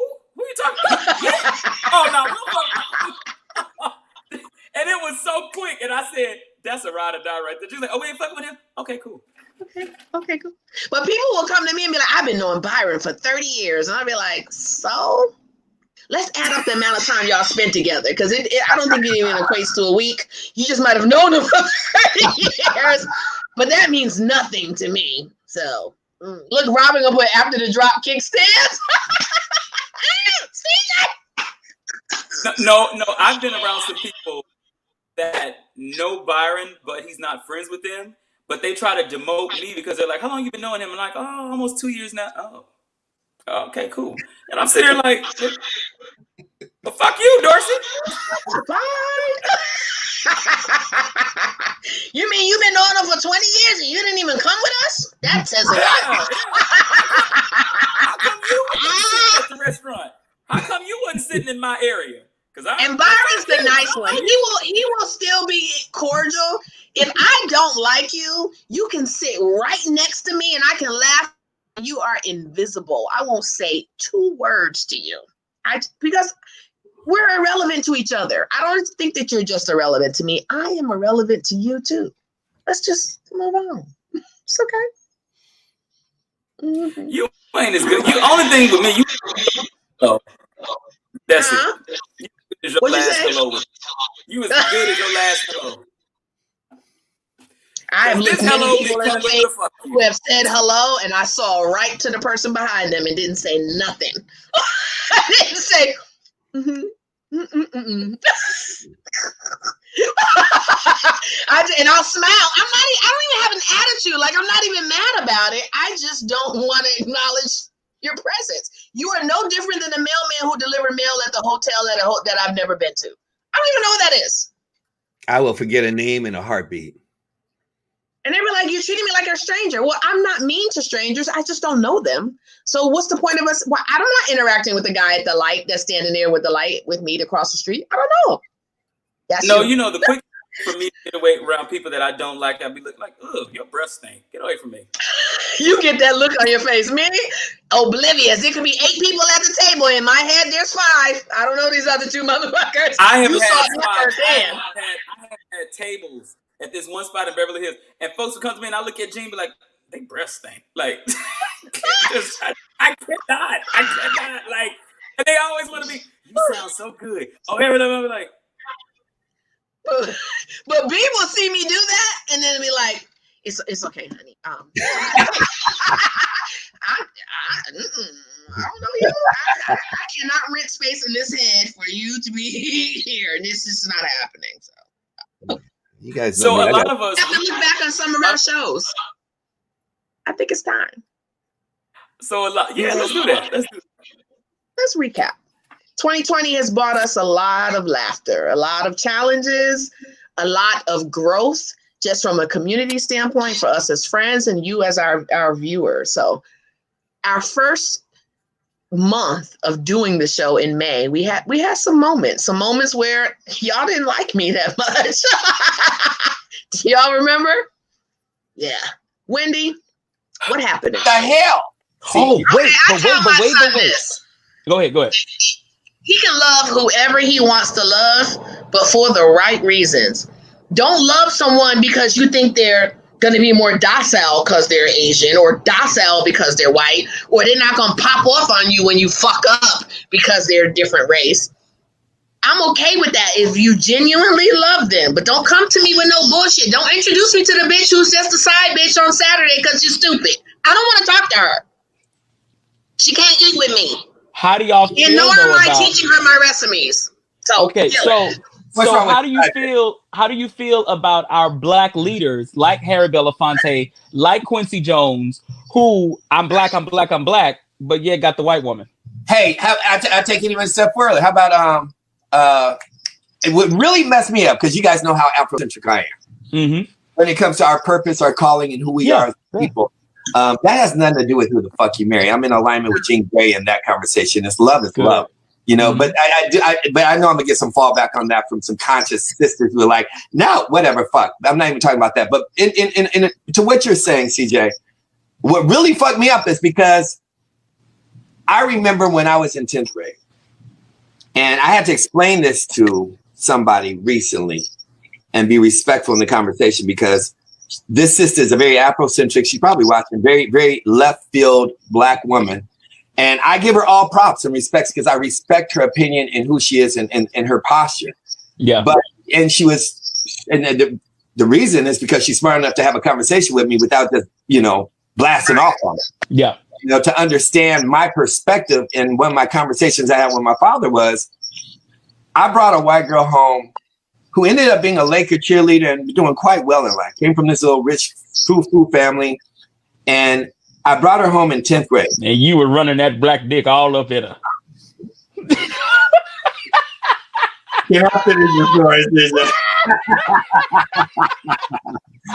And I brought her home. And I never good at night. I never forget the disgust on my father's face. I never forget it. And when she left, he looked at me and he said, don't you ever as long as you are black. Aw. Now, it wasn't about the white girl. It's like, it really came down to, you got to understand, this went into a whole different layer of an onion. We don't understand. I'm known for, as Jean Grey will tell you, as you already know, I'm known for taking in strays. Yeah. A lot of strays. So it's the open door policy in every area of my life, not just when it comes to women. I'm trying to save the world and help a whole lot of people who can't help themselves and don't choose to help themselves. So even as a child, I was opening up the door. My father was like, this is our refuge. This is our temple. You don't see me bringing people home from work. And the last person I see in my house is the person in which I got to fight the most and have had to fight the most in my life. So the next time you decide that you want to bring in something that is other than chocolate, your ass better make sure that you're marrying her. Okay. Wow. Okay. Let's have this conversation. Because I'm going to revert to my son, and I'm going to say the conversations I've had with him. You have to be careful about the woman that you choose. I want you to choose a woman that loves you because you're you, not because of what she thinks you are. But I do believe, just like Jewish families believe, like Italian families believe, Armenian families believe, you have a responsibility to produce a black child that lives the life that you live. And I had that conversation with Hold on. No, hold that thought. I was waiting right there. One piece right there. I said, Daddy, I agree with you. I do have a responsibility. And if I sleep with them, it's damn sure gonna come out black no matter what color she is. There you go. Okay, there you go. Right. So even if you have a mixed child, they're gonna have this. Now I know this is not this is the conversations we have in private and we don't say in public. Right. Yeah. Yeah. I'm okay with who you marry, but you must produce a child that looks like you, that lives a life that you live. And I mean that because we deserve that. We deserve to create that. Now, if you fall in love with somebody, so what it basically says is marry somebody out your race and have a side chick that's black. I don't know. Take it how you want to take it. I don't give a fuck. What I'm saying is love who you love and do what you do. But in the meantime, your mama looks this way. Produce this, please. And I also understand that argument I'm saying was from a 14-year-old kid, right? So my argument with my father at that time, which I don't stand by today. That's a whole nother chapter. No, this is great because I'm going to chime in. At that time, my argument was, I know you are, because you're the mixed child of the group. There's 3 Negroes in my high school, Dad. And you want me to go and find a chocolate sister, and there's only 3 that look like me? You put me in this environment to give me a better education, to give me a better life. You paid everything and sold everything and gave up everything, but now I have to wait until I'm to be able to find somebody that looks like me? Kyron, I know I have an uncle who married one of my aunts who is from Jordan. If you were a female, the father would kidnap you and kill you for not marrying a Muslim because they were authentic Muslims from Jordan. Why that's not considered racism, I don't know. If you are a Jewish person and you marry somebody outside of your religion, it's a problem. If you're an Italian person and you marry somebody outside of that, it's a problem. Now, I know we're getting into the deeper levels of racism, but I get it. Right. I get it. I'm not saying, but if Cameron brought home a white woman or a Mexican woman or a woman of a different color, and he said, Mom, I love her too. Would I have mattered? Would I have wanted him to produce a child that looks like him like I did and change their life? Sure. But if he didn't, okay, I would deal with that and I would love her because he loved her. But that doesn't mean that that's my preference. Now we're talking about an area that's really dear to me. So I'm gonna need another drink for this. Yeah, well, you know, hey, so I am not only the millennial, I'm the mixed one in the group. But I was raised with my black mama. Like that's my sister. I was raised. Put up Adia's message again before CJ speak. That's my sister. Hey, Claudia, we love you. Adia, I'm gonna have her on here. She good. She just like Go right ahead, CJ. Speak up, baby. So you know, my background is Italian, Creole. You know, I'm just a mixed dude. My mom even tells me to this day she didn't know what my daddy was. He just had swag and it just happened. They were best friends. So anyway, I know from her biggest thing with me was if I do get with a white woman or somebody that's not black, she's concerned. And Jen, you just made me think about her response because I never knew why she would say it. Because she would say, I don't know what your children gonna look like. They're gonna come out looking like ooh and something. So I don't know. But when you look at our Creole heritage, I mean, we look white, we look Pakistani, we look, Italian, we look Latin, we look like everything, we look Puerto Rican, we look everything. But her main concern was don't get a white girl because I'm not gonna understand what your children gonna look like. Like that was her main thing. And I to a degree understand. Because if you look at what happened to Jean. I don't know. I know she listened. I don't know what the hell. Oh, Jean, your battery get low. Where you at? Anyway. I'm saying it might have to do with the topic. That shit just said. Because when you look at like my brother, for instance, he looks more Latin. And so his children, all his girls look like Mariah Carey. You don't know what they are unless they tell you. They all look like something. Right. And when I hear people talking about the mixing of the races and the things like that, I'm totally okay with it. Because to me, it's like love is love is love is love. I know my mom used to always say, pay attention to who you get with so your children have pretty hair. Now that's a whole nother subject, but that's coming from a black mama. Right. Mom, is that why you got with our daddies? Is it, my sister and all that? Is that what you did? But well, and look, and my mother's father, he high yellow, curly hair, everything too. So he's something else anyway. But anyway, I digress. I think that what confuses me is when you have civil rights leaders like, who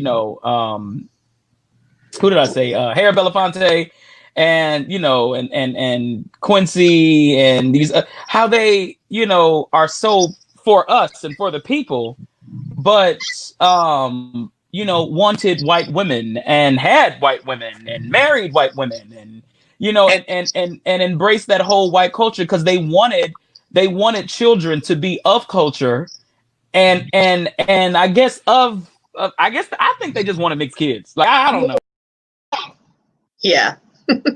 So y'all was real mad at me after that conversation.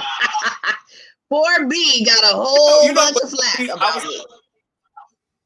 I was looking at that video, and that was during the early part of the pandemic, and I still had black in my mustache. What the fuck done happened? I said, well, damn, the pandemic done did a number on all us. So we ended up having to address that episode after because people were like, oh, people came to be, she's racist, she's this, she's that. No, that's not the case, okay? First of all, my stepfather is blonde hair, blue-eyed, and I love him dearly. My mom is with him because she loves him, right? And I love him too. It's not about that. It's just about that I get up every day and have to fight the racism battle in my corporate life, okay? And I created a life that I didn't have for my son. And I think as African Americans, which I don't really like that title, as Black people, we have a responsibility to continuously create that life for other Black people. However, it doesn't always work out that way. If my son fell in love with someone of a different race because he loved them genuinely and they loved him, I would love them too. But I do struggle with the fact of giving money and legacy that I secured for him that really wasn't secured for me and passing it to a family that hates you. That was my response to that. So if you're going to marry a white woman and her entire family hates you, but she loves you, that means your children and your legacy when you die goes to that family. That fucks with me beyond creation. Why? because I didn't take the L's that I took for you to pass it to a family that hates you. So I want him to exercise discernment and to make choices for the right reasons. And I'm not going to explain that fucking shit again. Do y'all hear me? Now. I love it. So I'm trying to see what I was using back then on my face. but in June, we had different conversations. Yes. What's funny is that the pandemic, that was changed a lot. Was that June? Was that June? No, that was May. That one. May? That was May. Wow. I got a friend right now who is probably one of the most Afrocentric brother. He would never date a white woman in his life. And I've had a white boyfriend. No, I'm just gonna say, and you know this person too, Jay. But he's one of my best friends. He's like, I would never. But the pandemic is like, this is all I have around me, and what's left. I have 2 godchildren that are not black, right? My uncle's married to. If you love them, I love them. If you like it, I love it. However, we do have a responsibility as black people to create legacy. And you can't keep creating legacy if you're passing it to families that don't fucking like you. Period. Yeah. Point blank. Yeah. Now, in June, what do we talk about? Because your financial foundation then becomes the foundation for the next man she marries. Correct. No. I will crawl out the grave and sever the tie. I am not fucking playing. I didn't go through what I have gone through for you to pass it to a woman whose family thinks that you're less than her. That right there burns my soul. I took these L's. I created this life. You live this way. Yes. Pass it on. Now, after you produce this child, if you go on and marry a white lady after that, go on. That's good. I'm with that. But you have a responsibility as a man to produce you and change their life. That's the only way we're going to change our legacy. It's not racism. It's protection. If you don't like it, kick rocks barefoot with lava on them. I have an amazing attorney trust fund. So. Prenup, absolutely. Trust Because Karen ain't getting none of my motherfucking money, and I mean that. I will beat Karen's ass from the grave. Do y'all believe in, instead of prenups, do y'all believe in postnups? Because that's another new thing that's going on. That's now. called a trust. I believe in trust. I believe in trust. And if you don't have a trust for your kids, you need to get one, because I promise you, you can be real creative with the trust. I don't care if he does marry into a Klansman family, they ain't getting shit from me. Yeah, my father wasn't left behind. It's all under trust. But then and don't get me wrong, there's an extreme. Like my Uncle John, he's younger than me, but he's my Uncle John. His wife is white. She comes from an amazing family. She's the perfect family. Like, they come from her mom is amazing, her dad is amazing. He messes with her. I'm okay with that. But the odds of that happening all the time are really slim to none. So if the daddy or the mama is only messing with you because you got money, be careful, because they can't get mine. I mean that. Okay. But in June, what do we do? I don't know. Wendy, what's the next one? Yeah, some of your favorite clips. Oh, God, I got more. How did we meet? Okay, so because it's very different, right? We all met different in different ways, and I would say I met Kyron. No, I think I met Byron. I met Byron, who introduced me to Kyron later, a long time ago, like 1998. I had moved here from Baltimore with nothing, started over from scratch, and got invited to a business meeting that he had led, and that's how I met him. But I lost contact with him for years, and we literally restarted our communication in like 2009. And then from that point on, we have been inseparable. He is one of my best friends. He's somebody that, again, I wouldn't take a bullet for. But I would give a bullet for. right? And so we've never missed a beat. And then Yeah. I work in Westwood, right? I work not too far from the Sofitel, and Monday nights is one of my favorite spots. And it amazes me that I've been there many times before actually meeting you, CJ. But I met you at LA Live for the first time formally. And we were introduced at a table, and then you got up on that stage, and it's very, very, very rare that I can be brought to an emotional state. And when I heard you sing, I had to tell you that. I said, you made me emotional when I heard your voice. And we have never stopped talking. I think I've talked to you. We have not. Every day. Like, yeah, seriously, every day.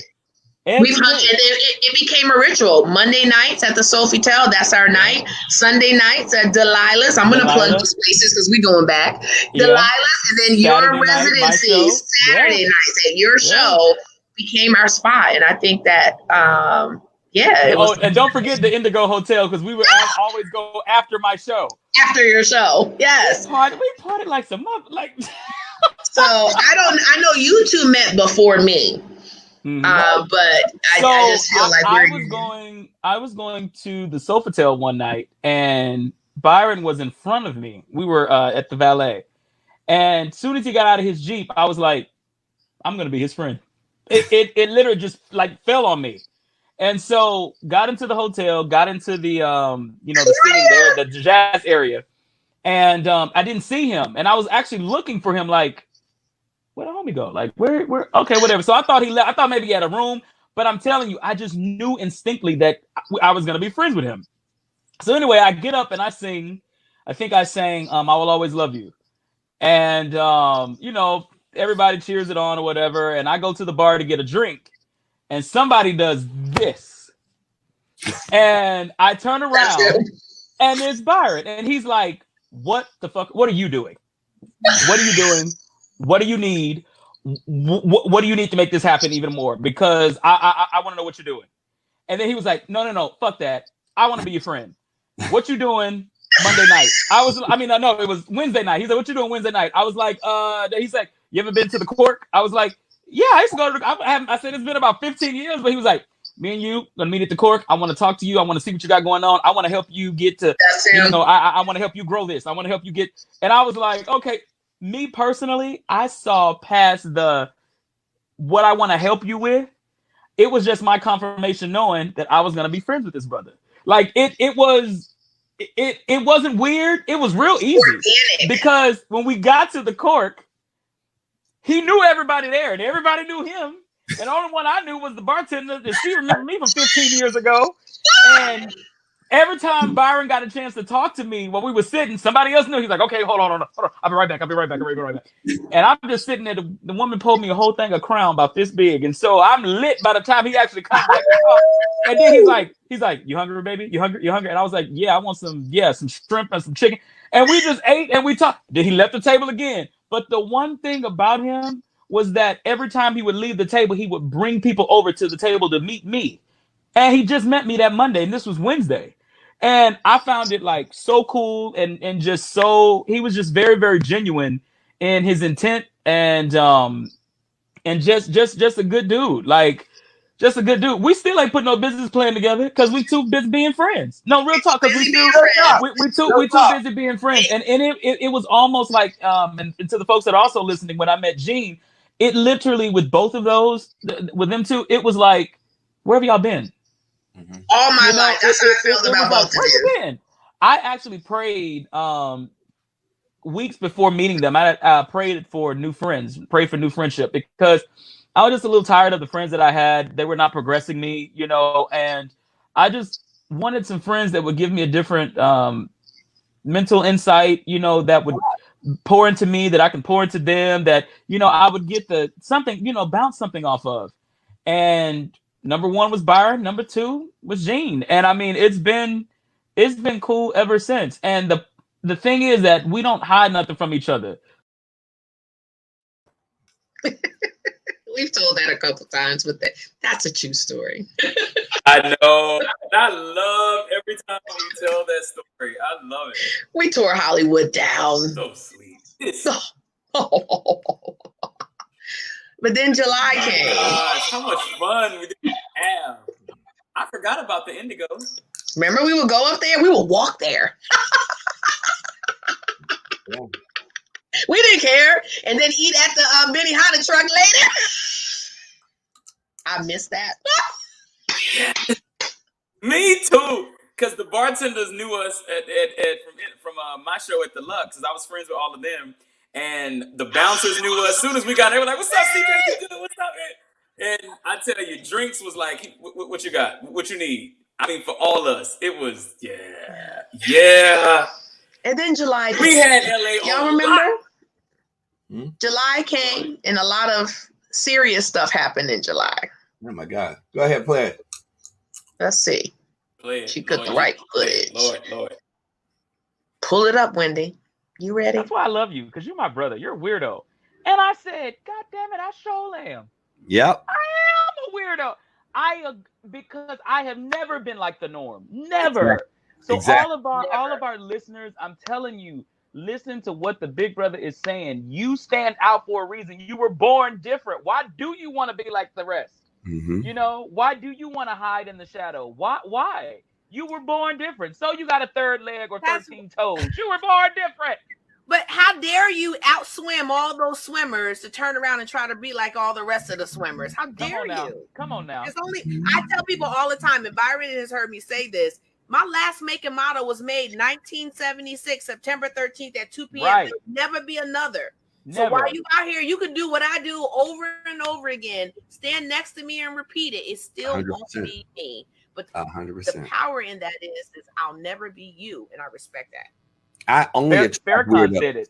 Yeah, this weekend on because we're at 10. I'm keeping your number because I'm loving this, Kyron. Farrakhan said it this weekend. He's like, why do you want to just stay and be a part of the norm and be and hide and be like the rest of them? Stand out and know that it's not conceit. It is what your God-given gift is. It is your power. If God told you, he said he can make these mountains move by words, so can you. You know, so it's like absorb and be totally surrounded. I'm getting chills. Be you. Yo, you are created. You were created for a moment in time. Did you? And I want you to know this.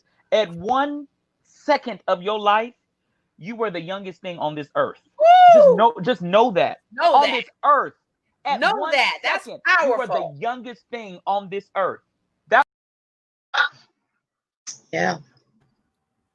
But I think Byron had went through like 10 different things of things that people should follow. Yeah. What's funny is I'm looking at these episodes. Why does some of us are in the 80s and some of us in the 90s and some of us are just like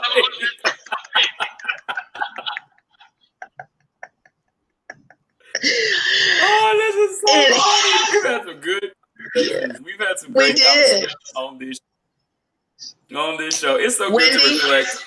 And that, you know, this started with a bit of a conversation, and you know, now we're ending the season with this show like this. This is really, it's a cool little blessing. It's a cool little blessing. It is, because it started out as just a conversation, and then it blossomed into what? What's next, Wendy? Just play what's next. Nothing. Oh my gosh! Can you? Kyron is muted. He ain't saying nothing. But can you imagine? That show had us working out in the field real good. You were picking the tip, Dwayne. You keep poking me, bro. I know what I was doing. You know what, Dwayne? I want to let you know she has a good man on her side who digs her down royally. Okay. So I see that you are subliminally trying to get with Gene and poke that bear. And I will let you know that I will take credit cards and PayPal to set that up for you. And hey, you can't pimp a pimp. Well, you can't pimp a pimp. And she knows what she do. She knows what she do. If I'm getting paid, Dwayne, I take 100% of my proceeds because I'm doing 100% of the work. Shall I proceed? Yes, indeed. Boom. But yeah, no, you can't pay. It's okay. Well, folks, look, we like to thank you all for joining us on Bring It to the Table. I mean, this has been a great conversation, as it is all the time. And I hope that you've enjoyed yourself. All the comments, we're going to have Byron go ahead and shout out everybody who's been on here, who's doing things. And, you know, as he's snapping into a Slim Jim. No. I'm trying to understand why the slow roll for both of them. Explain. I have no tendencies. Don't even get it twisted, nigga. I wasn't even saying that. I thought you were doing it to show the women what time it is. No, I have. But before he does it, y'all, do you know what we made it to August? We have made it to August. We have made it to August. My gosh. Doesn't it feel like you and I decided we were going to take our space, and what happened? Yeah, and then I got into an entanglement with August, an entanglement with August, an entanglement with August, an entanglement, an entanglement, an entanglement with August, an entanglement with August, an entanglement with August, an entanglement, an entanglement, an entanglement with August, an entanglement with August, an entanglement with August, an entanglement, an entanglement, an entanglement with August. I got into an entanglement with August, an entanglement with August, with August, with August, an entanglement with August, an entanglement with August, an entanglement with August, with August, August, entanglement with August, an entanglement with August, an entanglement, an entanglement, an entanglement with August, an entanglement with August, an entanglement with August, an entanglement, an entanglement, an entanglement with August. I like when Beyonce be like, That was still my part. Entanglement with August. We played that the whole month. Started in July. Did. You know, but we talked about some serious things. We have some special guests. Do you guys remember? No, I don't. I would like to. What about Wendy? Bring up Carlos. Because when he say you alive, honestly, it hurts to be alive. Because I have survivor's guilt. Because I feel like no matter how hard I fought, it wasn't enough to protect all these other people losing their lives. I feel like, God, why do you still have me here? What was so special about me that you spared me that day? You spared Tashiana that day. And I still can't put it together. I still can't believe it. And I feel like there's so much work that isn't done that still needs to be done. So thank you, you know, when you say, brother, you still alive, but a part of me still feels dead because I see all these other people still losing their lives. I couldn't even get through George's situation. I couldn't even watch all of it. This man is no longer here. And there's a young lady, her name is Jane Elliott. And she asked a question. She said, in an auditorium full of white people, how many of y'all would switch places? Mm-hmm. How many of y'all would want to be treated like a black person? Stand up. And nobody stood up. What's wrong with us where y'all don't even want to switch places with us? We have some deep ones, huh? I forgot about that. That was around the George Floyd time. Yeah. Yeah, we had some deep ones. Ooh, that was heavy. But it was heavy. That time. Yeah. Remember, it got so heavy, we had the special edition. Remember that week?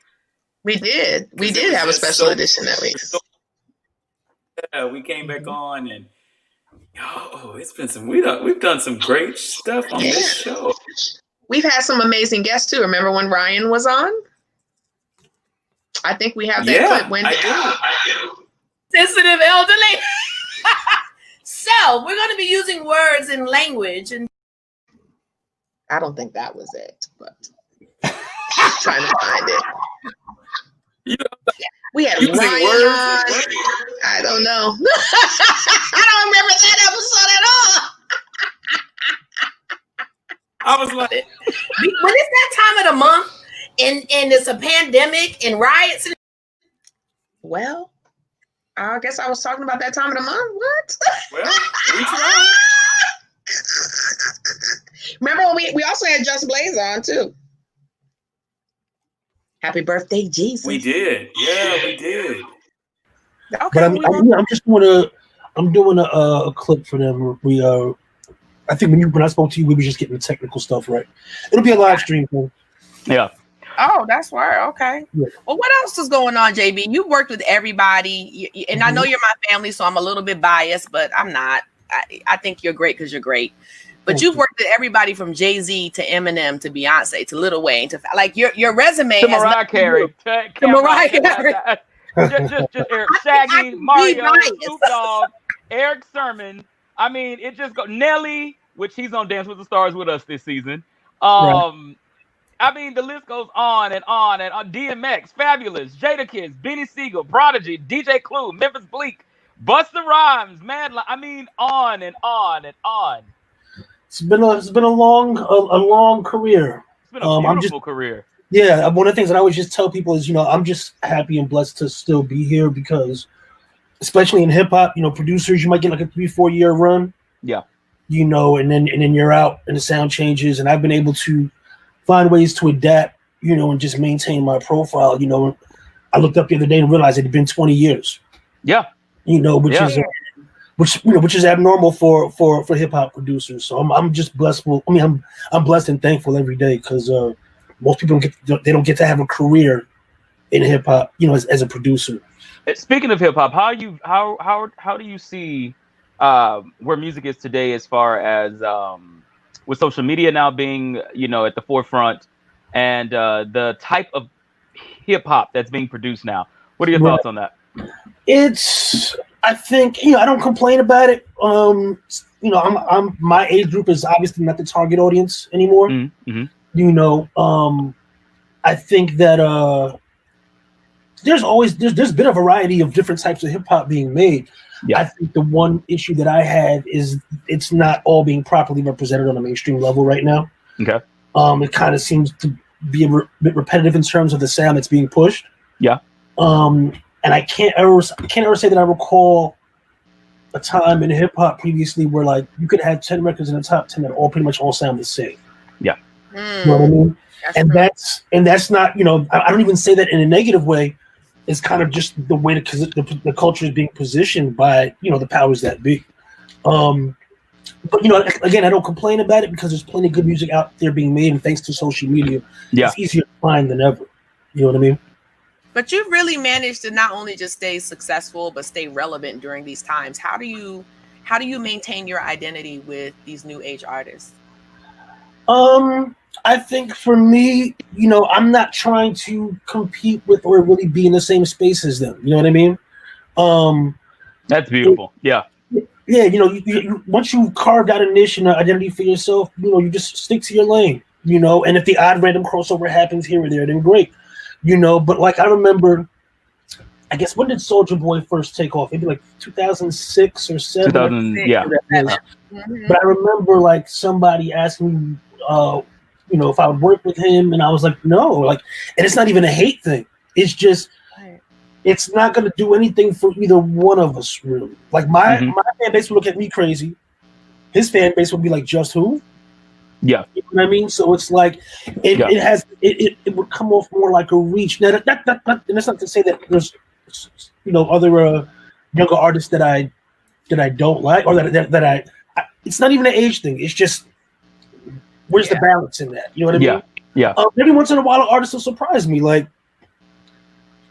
Migos reached out last year, which I wouldn't even think that I would be on their radar. Yeah.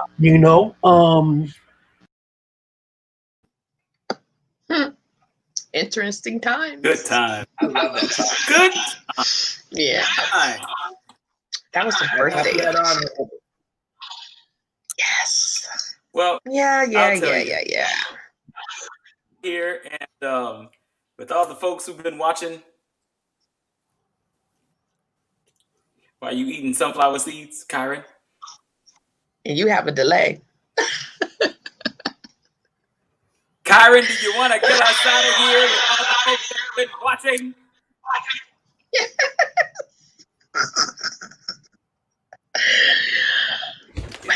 What do we say for 2020, B? Close it out. Count the blessings, you know. Be grateful, live in a state of gratitude. Be careful, be cautious. Yeah. Don't get caught up in the masses of the conversations of the anxiety and the bell and the news. Turn off the TV. Seriously. Unless you're watching CJ. Or Bridgerton. Oh my God.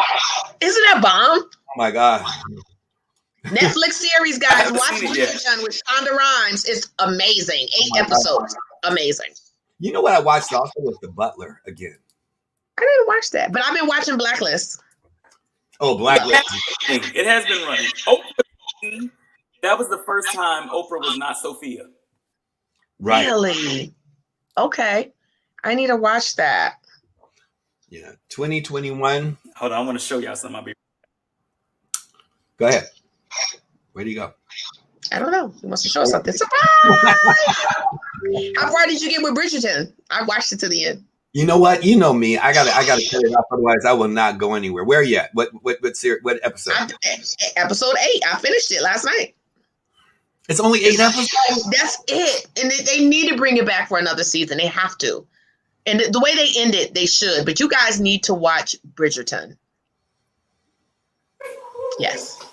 Shonda Rhimes did her thing. Yeah. It's not what you expect it to be. Right. That's terrible. It's only 8 episodes. That means I'm on 3, I think. Oh, it was good. It was really good. We binge watched it. Yeah. Monique Davis. Yes, it has been amazing. I am just happy to be here. Y'all know. Thank you Thank you for this outlet. Oh, it keeps moving up. It's a weekly getaway that we all need. We love you guys. Thank you. Thanks to Wendy for being the backbone for the whole thing and keeping the ship stable during the cruise. Yeah. Brian. CJ. What are you showing us, CJ? Well, apparently somebody ate it. What? Well, I do want to acknowledge Wendy because we would not be able to do this without her. So Wendy, you have been a jewel. You have kept us going. You have been there through thick and thin. And we are truly grateful to you. So grateful.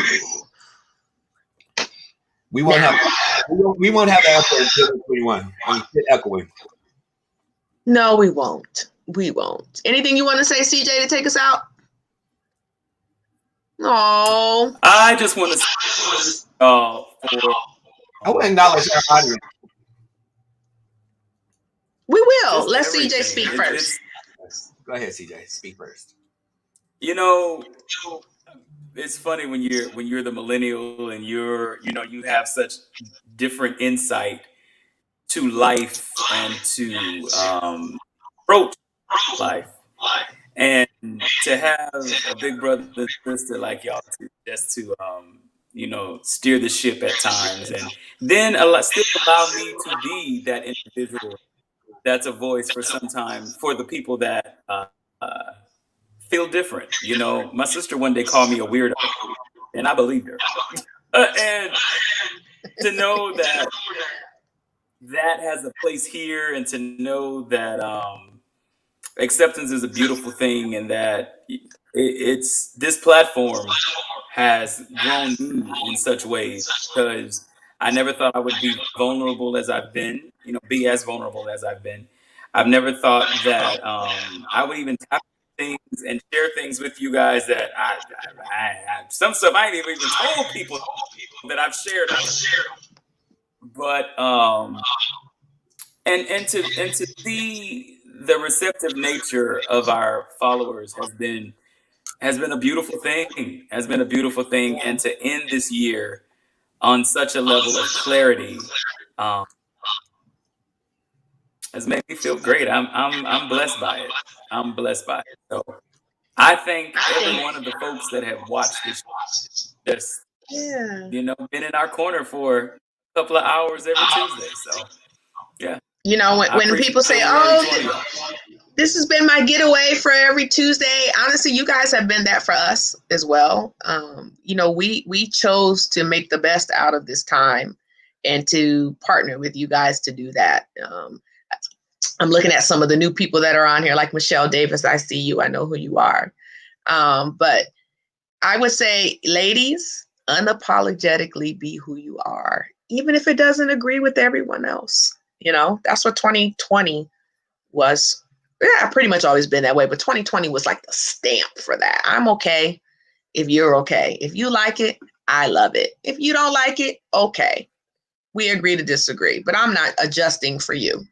So we're going to take this year out and we're going to close this chapter and we're going to write the next one the way we want it to be, period. And I hope that all of you are a part of each and every chapter that we have, because you are definitely a part of the chapters from May all the way up into December until now for 2020. And we're grateful to you for that.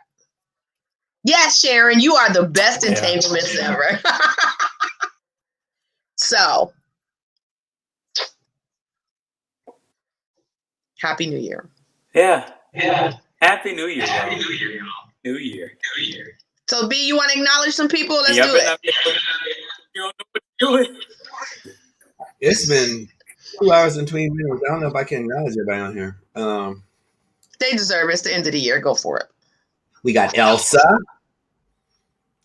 who's been consistently with us for quite some time. Brian, who's been with us for a long time. DC, Dave Culver. Patrice, how do you say it? Patricia. I'm just going to say Patrice. Then we Virtual have hug, Brian. Tiffany Moody. I don't know if is that you, I think. Sharnette. Tiffany Moody. Is Tiffany on here? Yeah. Hi, love. That is my sister from another mister. All the way from Baltimore. Hi, loves. One of my faves. Childhood friend. That is a friend. Sharnette out of New York, been with us consistently. Arby, long lost brother from years ago, or 10 years ago. Arby is on. Brian. Brian's all over the place. Brandy. What's going on, Brandy? Brandy's with us every week. Manuel Martinez. Fatine. Yes, Fatine's been here since day one. She's a day one. So is Claudia. Audia, day one. Audia, day one. All of y'all, really. Tanya Farley. Yay! That's my number. Don't say you don't have my number. You can get my number whenever you want my number. Shut up. Michelle Davis. Your goddaughter Miriam is on. That's right. Andrew Cordova. Dorel. Monique Davis. Christopher and Sharnette. Yep, I said Sharnette. I didn't say Christopher, but you could say Christopher. Christopher's my little brother. Kennedy Carrington, Auntie Renee. Yes. And my mom. Patty.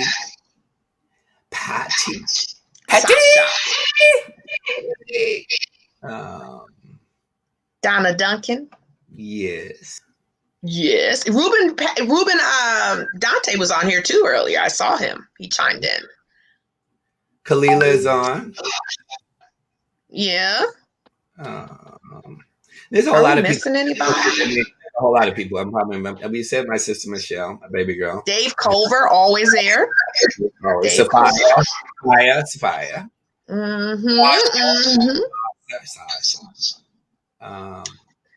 The bottom line is we love you guys. Yeah, say something if you're on here, so I can make sure. We haven't said your name. Say something. Yeah, so you know. Why is CJ doing the black girls? What are you talking about? I just give it to the scratch. Miriam, we said your name, love. You weren't paying attention. But yes, my beautiful goddaughter wants to make sure I say hi to her. Love you. Mwah. Monique, we love you back. Yay! Who else we're missing? Chime in, say something. Neha, good pieces. Yeah, Patty. You love Patty. I said Patty 50 times. Patty, you're never gonna notice. Who else? Want to hear it twice. Oh my God, my goddaughter's so spoiled. Mikey. Hey, Mikey, he likes it.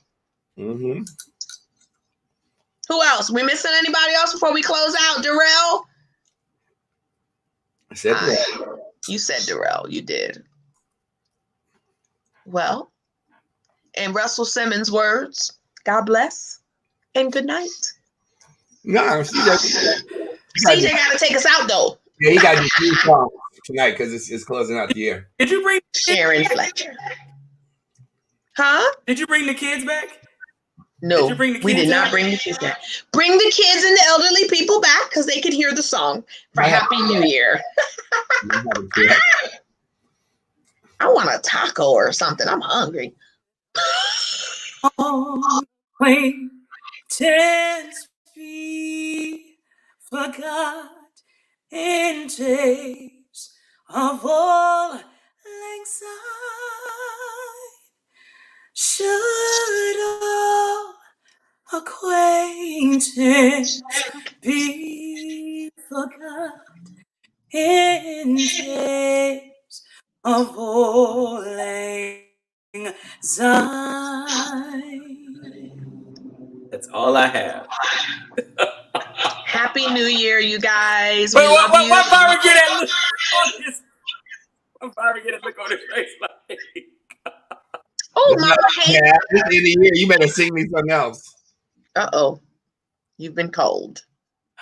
It's been 2 hours and 25 minutes. I want to Oh. Okay. Since I'm home,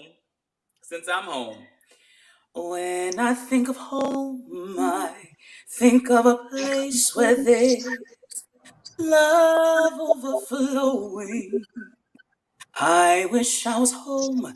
I wish I was back there with the things I've been knowing. Like when that makes the tall grass bend into leaning. Suddenly the raindrops that fall have a meaning. Sprinkling the sea makes it all clean. Maybe there's a chance for me to go back now that I have some direction. It sure would be nice to be back home where there's love and affection. And just maybe I can convince time to slow up, giving me enough time in my life to grow up. Time be my friend. Help me start again. But oh, if you're listening, God, please don't make it hard to know the things that we should not, that we should believe. Darling, should we try and stay, or should we run away, or would it be better just to let things be?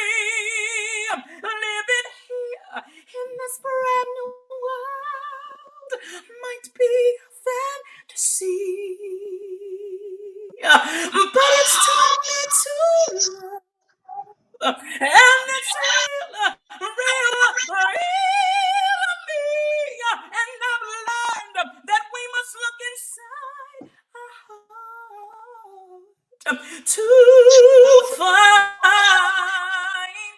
a world full of love like yours, like mine,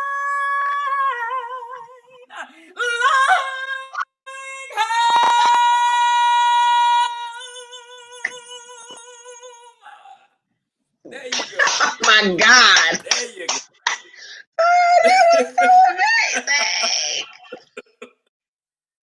There you go.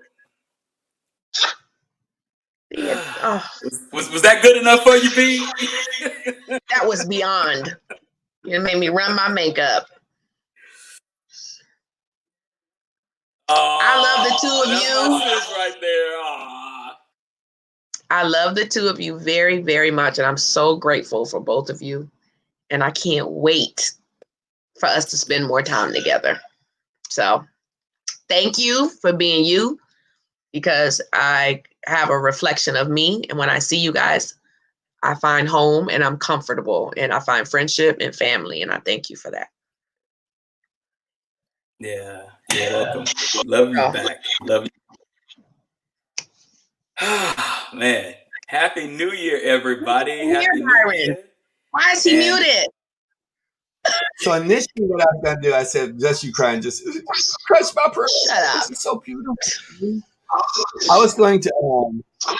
I'm gonna read a book. I mean, not a book. I was gonna read a page. I was actually gonna share a poem, but I don't want to share a poem. I'm gonna share a page out of a book that I haven't told anybody about, which is called Creative Intimate Spirits. Would you like to hear that? Let's hear it. It's for young men, more specifically. It's called, and this chapter is called Daddy, How Do You Keep a Woman and Keep Her Happy? So, Jay, I know you'll love that. Do tell. So,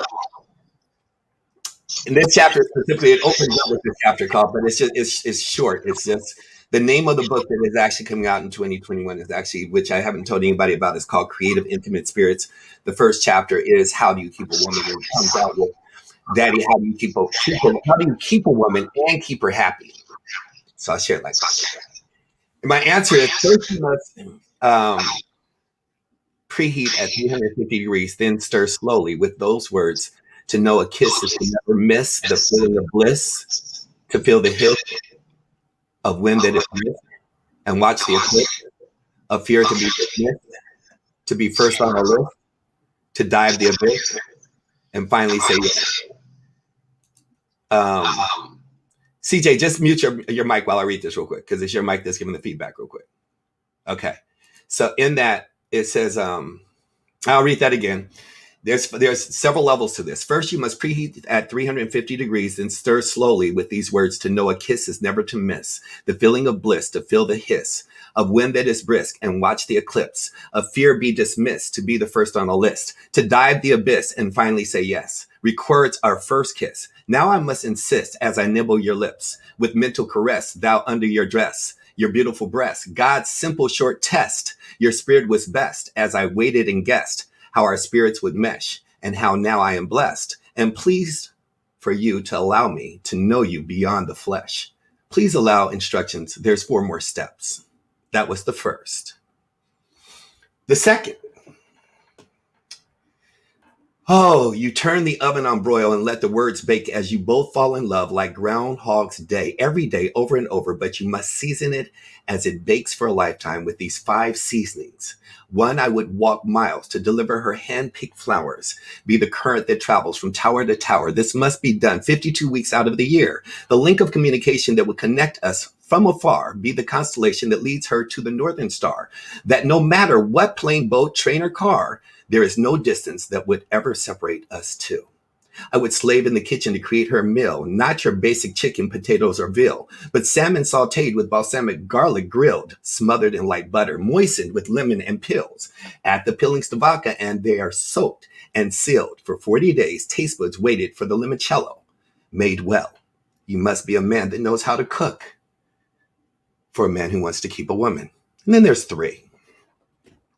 3 explains that her fear was not unwarranted, but no contest for a love that's been bottled in Aphrodite's mist, that the portrait society painted was totally misled. Your full lips, beautiful breasts, ass, and skin was what they wanted you to believe was a mortal sin. It's what they beat to tame and attempted to bed for years. This was the fight to exchange what they had in the middle of the night, and it made them mad beat because of inferiority. Or so they said, but what they wanted and could not have.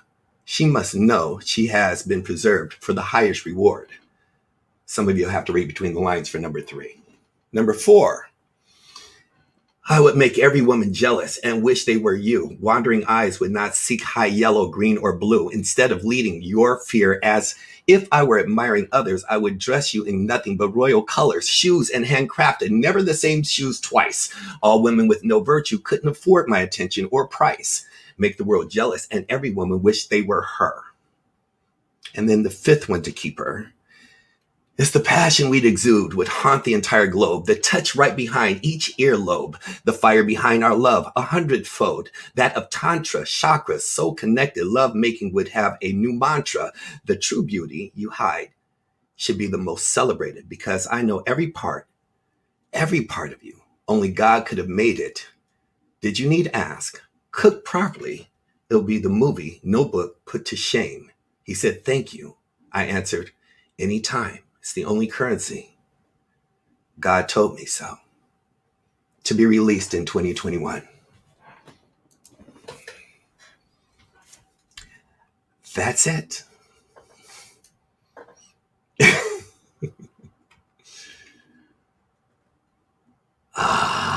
Love you guys so much. You guys are muted. I want to hear you before we close out. Are we not? Can you hear us now? I can hear you. God bless. Good night.